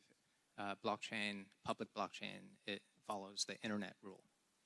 And so network effect is something that needs to be supported by the underlying technology as well. And the technology also needs to continue to improve. The other thing I would mention is that, yes, block space is now more available and cheap, but then there are other problems that have not been fully addressed, such as privacy. Yeah, and I'd say the actual chain of which one wins is like, that's a developer question of like what makes more sense, and those guys are much smarter than I at that world, right? But what I would say is like crypto still kind of needs its moment where it becomes easy for the everyday user to access crypto, right? And so a lot of institutions, a lot of retail apps are focusing on basically how do we kind of mask away some of the complicated things like you were mentioning, right? Like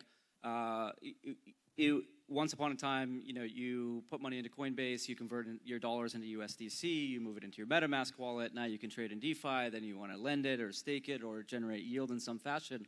Those are a lot of steps to keep track of, right? And there's not one centralized view. And so for me, I think like the underlying chain, the ones that get the network adoption and the ones that builders want to build on top of are the ones that are going to win, and I don't really have a fighting horse in that race. But I will say, I think that crypto needs a UI upgrade, and a lot of folks on the institutional and retail side are working on doing that right now. I'll kind of add to that. I think one of the reasons why we would say that the hype is over is because I think we've reached a certain point where we've gotten enough friction where we've already onboarded the retail users, the individuals that are willing and able to manage their own private key. Most of the world will not do that. And that's why institutions coming into the digital asset space will improve the UX. And then what kind of chain is used will actually be more influenced by the institutions going forward. I think we've definitely gone past the, tell me how this works, and now people want to see, show me how this works. Like, it's definitely, nobody, the world doesn't need another L1. What we need is proper utility. And look, the market structure bill has the concept of a mature blockchain, capital M, capital B.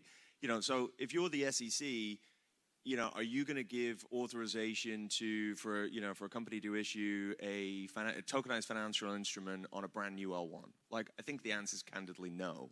And so what we're going to see, I think, a convergence around some of the very well established and heavily understood and broadly accepted L1s, and we're going to see, I think we'll see a sort of real, selection process go on. So I would imagine that we see a lot of L1s become redundant over the next kind of 5 years. Yep, that makes sense. I think for me,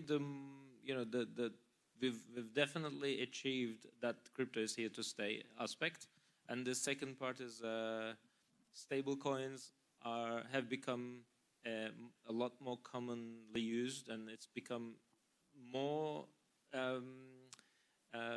transparent than SWIFT system in its operation, which is incredible, much faster, more transparent.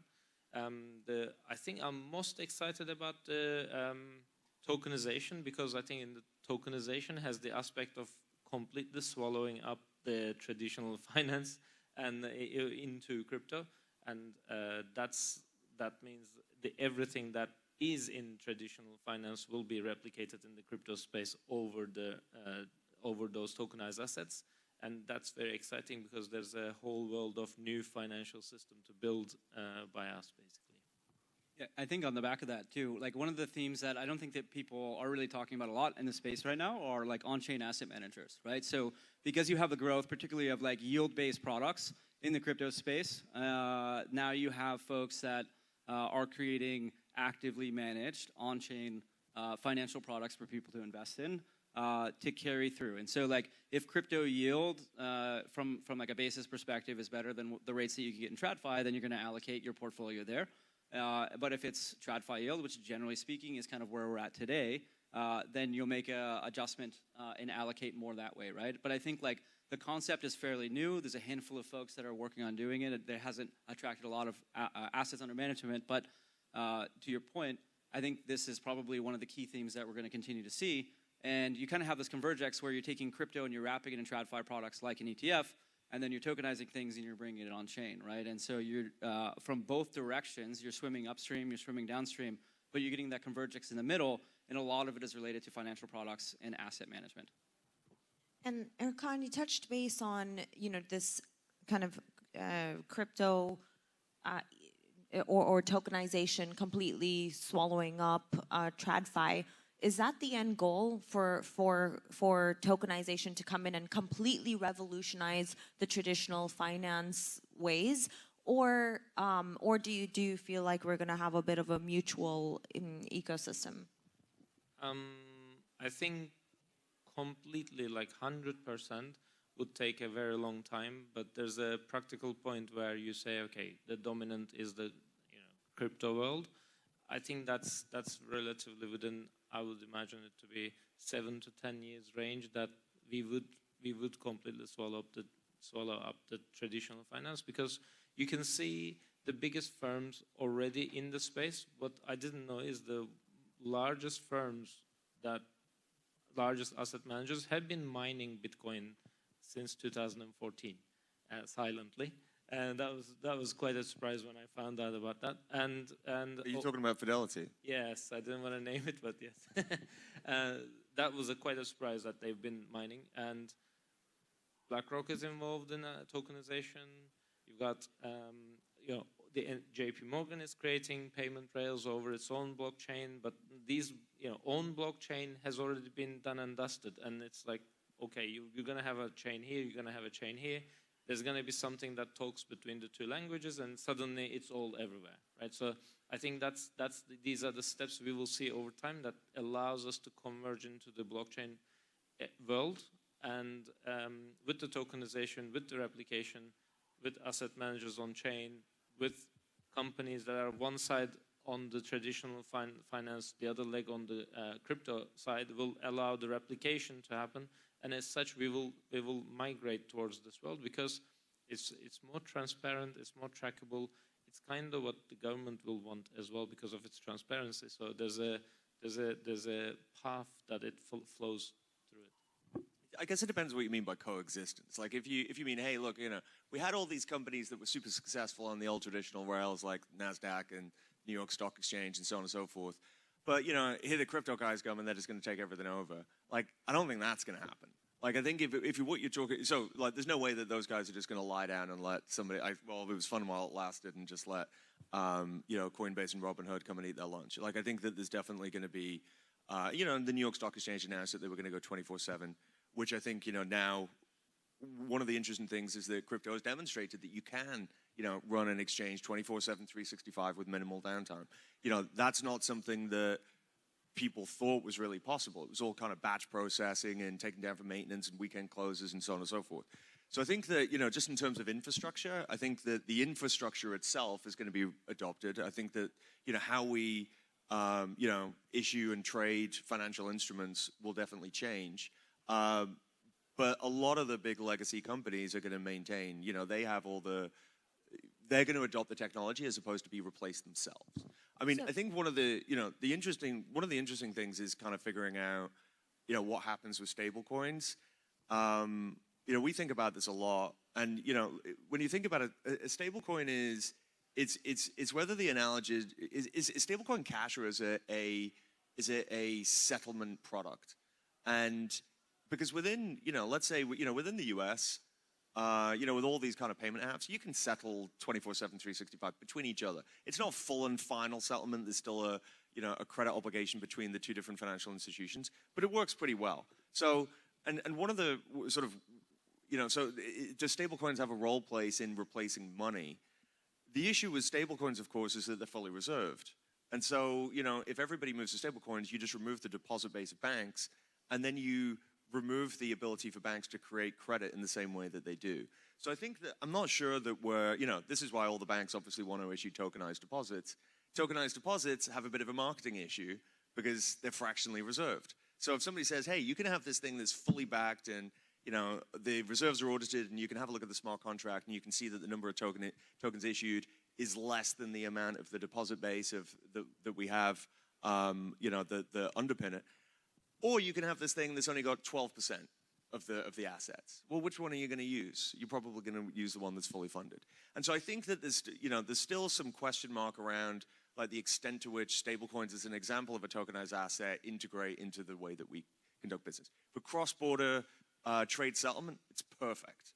For domestic, payments, I'm less convinced. So when you're talking about tokenization, just because this topic is so spoken about in 2025, 2026, Chris, you just mentioned NASDAQ started trading 24/7. So do all assets really need to be tokenized now? I mean, you have TradFi already making things more accessible. That's one of the reasons why people are tokenizing assets. So I just wonder, is right now we're talking about putting all assets on chain, but is that really a necessity? Look, things work pretty well right now, which is why there hasn't been a ton of inertia. Because I think, look, 10 years ago, people were talking about tokenization, and people thought it was all going to happen a lot faster than it's happened, myself included. The problem is it's really a coordination issue, because you need the companies, the banks, the exchanges, the regulators, the CSDs, et cetera, all to kind of like get over the line at the same time. And so this is why it's been kind of slow progress, coupled with the fact that it kind of works, right? But, is it more efficient? Yeah, do you remove all these unnecessary layers of complexity? 100%. So, like, I think that, and do you make, settlement and reconciliation a lot more efficient? Yeah, 100%. Again, so I think that, like, the inertia over time will take us there. But yeah, like I don't think is it something that we need to do tomorrow in order to save the fight? No, I think that operational efficiency and the desire to capture those efficiencies will drive us there over time. And I think from a tokenization standpoint, the kind of key benefits, if we break it down, right? Like number one is liquidity. Number two is like freedom of choice, right? If I'm have my assets custody with a broker, I can easily pick them up. I can move them to wherever I want, right? And I kind of break it down in those two key premises. Now, I think one of the issues that we have with tokenization right now, because a huge believer, I remember when like the St. Regis in Aspen got tokenized in 2018, I believe it was, and I was like, yeah, this is awesome. And I thought we were just going to go on this like rock and roll tokenization of the world narrative, and cool, we're still on that journey, right? But I think one of the issues that the market is facing right now is that like a lot of people are spinning up new RWA platforms. You got a lot of new venues that people are basically doing the trading as well as the tokenization. And if you think about trading at its most basic level, like you need decentralized pools, right? Whether it's centralized or decentralized doesn't matter, but I need a source of liquidity. And there's too many platforms, right? And so you've kind of seen an aggregation of where flow goes from an exchange perspective in just like spot crypto as well as derivatives. Right now, I would say tokenization is kind of in that like 2015, 16, 17 stage where the crypto exchanges were. And you're going to go through and you're going to see the ones that capture the demand, and then you're going to see a consolidation phase. And I think like once you can actually bring liquidity, you can use these underlying assets as collateral. You get the functionality and use case of them. I think that's when people will start to see the real underlying benefit alongside the like safekeeping and freedom of choice to move your assets when you wish. Yeah, 2017 St. Regis Aspen was one of the first use cases of back then what we used to call security token, now RWA. I think Stefan Debates built it on Tezos. I don't know, why he chose Tezos, which is why I was asking the question earlier, which chain wins? How do you decide what chain to build on? And his biggest struggle was getting the retail audience to come in to the space. People didn't know, where do I buy this fractionalized share of the St. Regis? Today, do you think that we could see exchanges like NASDAQ or platforms like Robinhood offer these type of assets? Or do you think it's going to come more from the crypto side, like Binance and Bybit? Which one do you think is going to offer assets like this? I mean, in short, I'd say all of the above right now. You see the arms race right now with like, you've got Robinhood swimming down deep into the crypto world. You've got Coinbase excessively going after the equity world. You've got equities listed on Binance and OKX, and like everything is converging, right? And to me, that also means RWAs. And I think at the end of the day, like the most simple thing is like, where's the network effect, and then where's liquidity, right? And so people are going to choose, and I think like one awesome example recently is like the success of Hyperliquid, right? Came out of nowhere, stole all the DEX flow, continues to be very supportive in the industry. In addition, has garnered a lot of volume, continues to push the bounds of like what assets they're listing on there. And it also has quite a bit of like network effect and hype, right? It's cool to trade on Hyperliquid, and it has been, which it used to be, and it still kind of is. Like Binance also used to carry that in the 17s, 18s, 19s in the crypto space. So I'd kind of fast forward to just say, I think everybody's going to try to be the one-stop shop, right? This includes the institutional side as well as the retail side. Everybody is going after all assets, including prediction markets. And the ones that aggregate the flow and have the liquidity are going to end up winning and then consolidating other platforms. Moses, were you going to say something? Did you want to chime in on that? I suppose taking it up from a more high level, why would you want to tokenize something? And from a crypto native looking back, there's been many experiments in tokenizing, and a lot of dead bodies are in the past. So tokenizing something doesn't mean success. You really have to understand why you're tokenizing something. And one of the things that are key is distribution channels. And then also the other thing that I kind of consider is like tokenizing something gives you certain benefits. One is you could tokenize something to use it as a reserve asset. You could tokenize something to be a tradable asset. You can tokenize something for it to be a transactional instrument. So let's just take BlackRock's BUIDL for an example. So BlackRock BUIDL, Anchorage Digital uses BlackRock BUIDL to use it as a reserve asset for stablecoins, for example, USDTB. So that's great. But then you can also invest in BlackRock BUIDL as a investable asset, a money market fund. And then not too far in the future, you could potentially have two institutions just settle with BlackRock BUIDL as a transactional instrument. So those are kind of like compelling reasons to tokenize something. You actually have some benefits. You have distribution and you have benefits. And that gives you an edge over, like, let's say, some database. So those are some of the higher level things I think about for success in the RWA tokenization space. Awesome. I think there's also another angle where the retail really is keen for some exposure as quick as possible, as straightforward as possible. So being able to trade from their web UI, where they buy and sell a token in like Tesla, for example, stocks tokenized in their own, like, I don't know, whatever DEX they want to trade in, that's quite attractive. and it skips a lot of steps for them to achieve if they wanted to do this in the normal ways and buy. Also, other part is that they can trade in more micro sizes. Right? That's another piece, which is actually the traditional finance instruments are also converted into the mini versions when the contract sizes are large, so that the retail participation can be done with the contract sizes.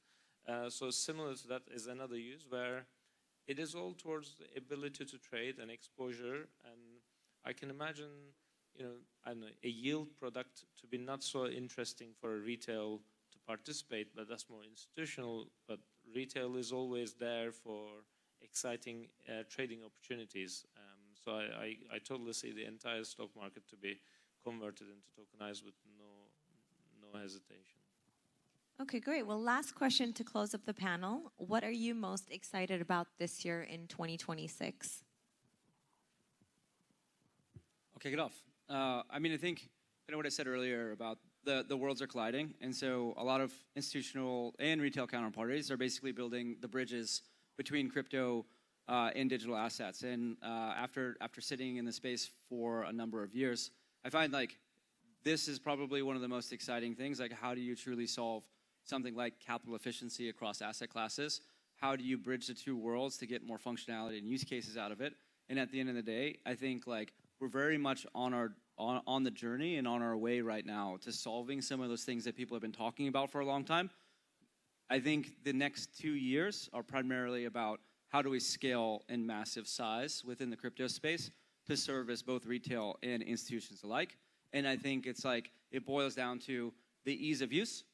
How easy is it to get into a position at midnight and when the stock market's closed? How do I fungibly use my assets as collateral?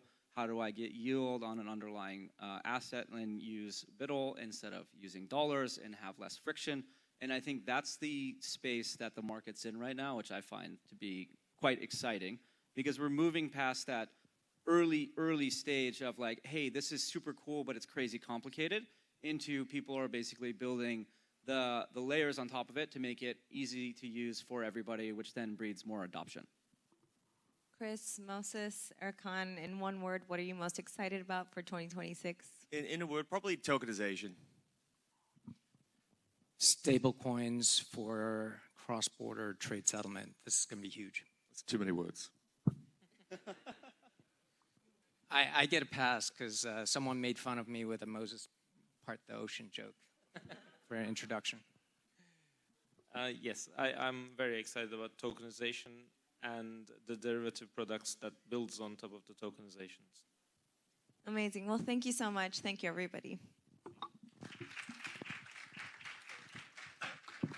Thank you so much. Brilliant job, Nikita. Well done. If you guys would come front and center for a photo, we'd love to capture the moment as we finish up here. There we go. Once again, that was Nikita Sachdev from Luna PR. Thank you so much to everybody for joining us today. Consensus Week in Hong Kong is truly off to a good start here at Liquidity 2026, where we are bringing together the worlds of digital assets, tokenized assets, and traditional finance and making it all happen. Thanks, Moses. So please, make sure you're back here next year when we do Liquidity 2027. Great job, Chris, and we look forward to seeing you again. All right, lay one of these on me. There you go, Erkan and Nikita. Well done. So once again, thank you very much for joining us at Liquidity 2026. We'll see you back here for 2027. I'm Andrew Work. Let's roll. Yeah.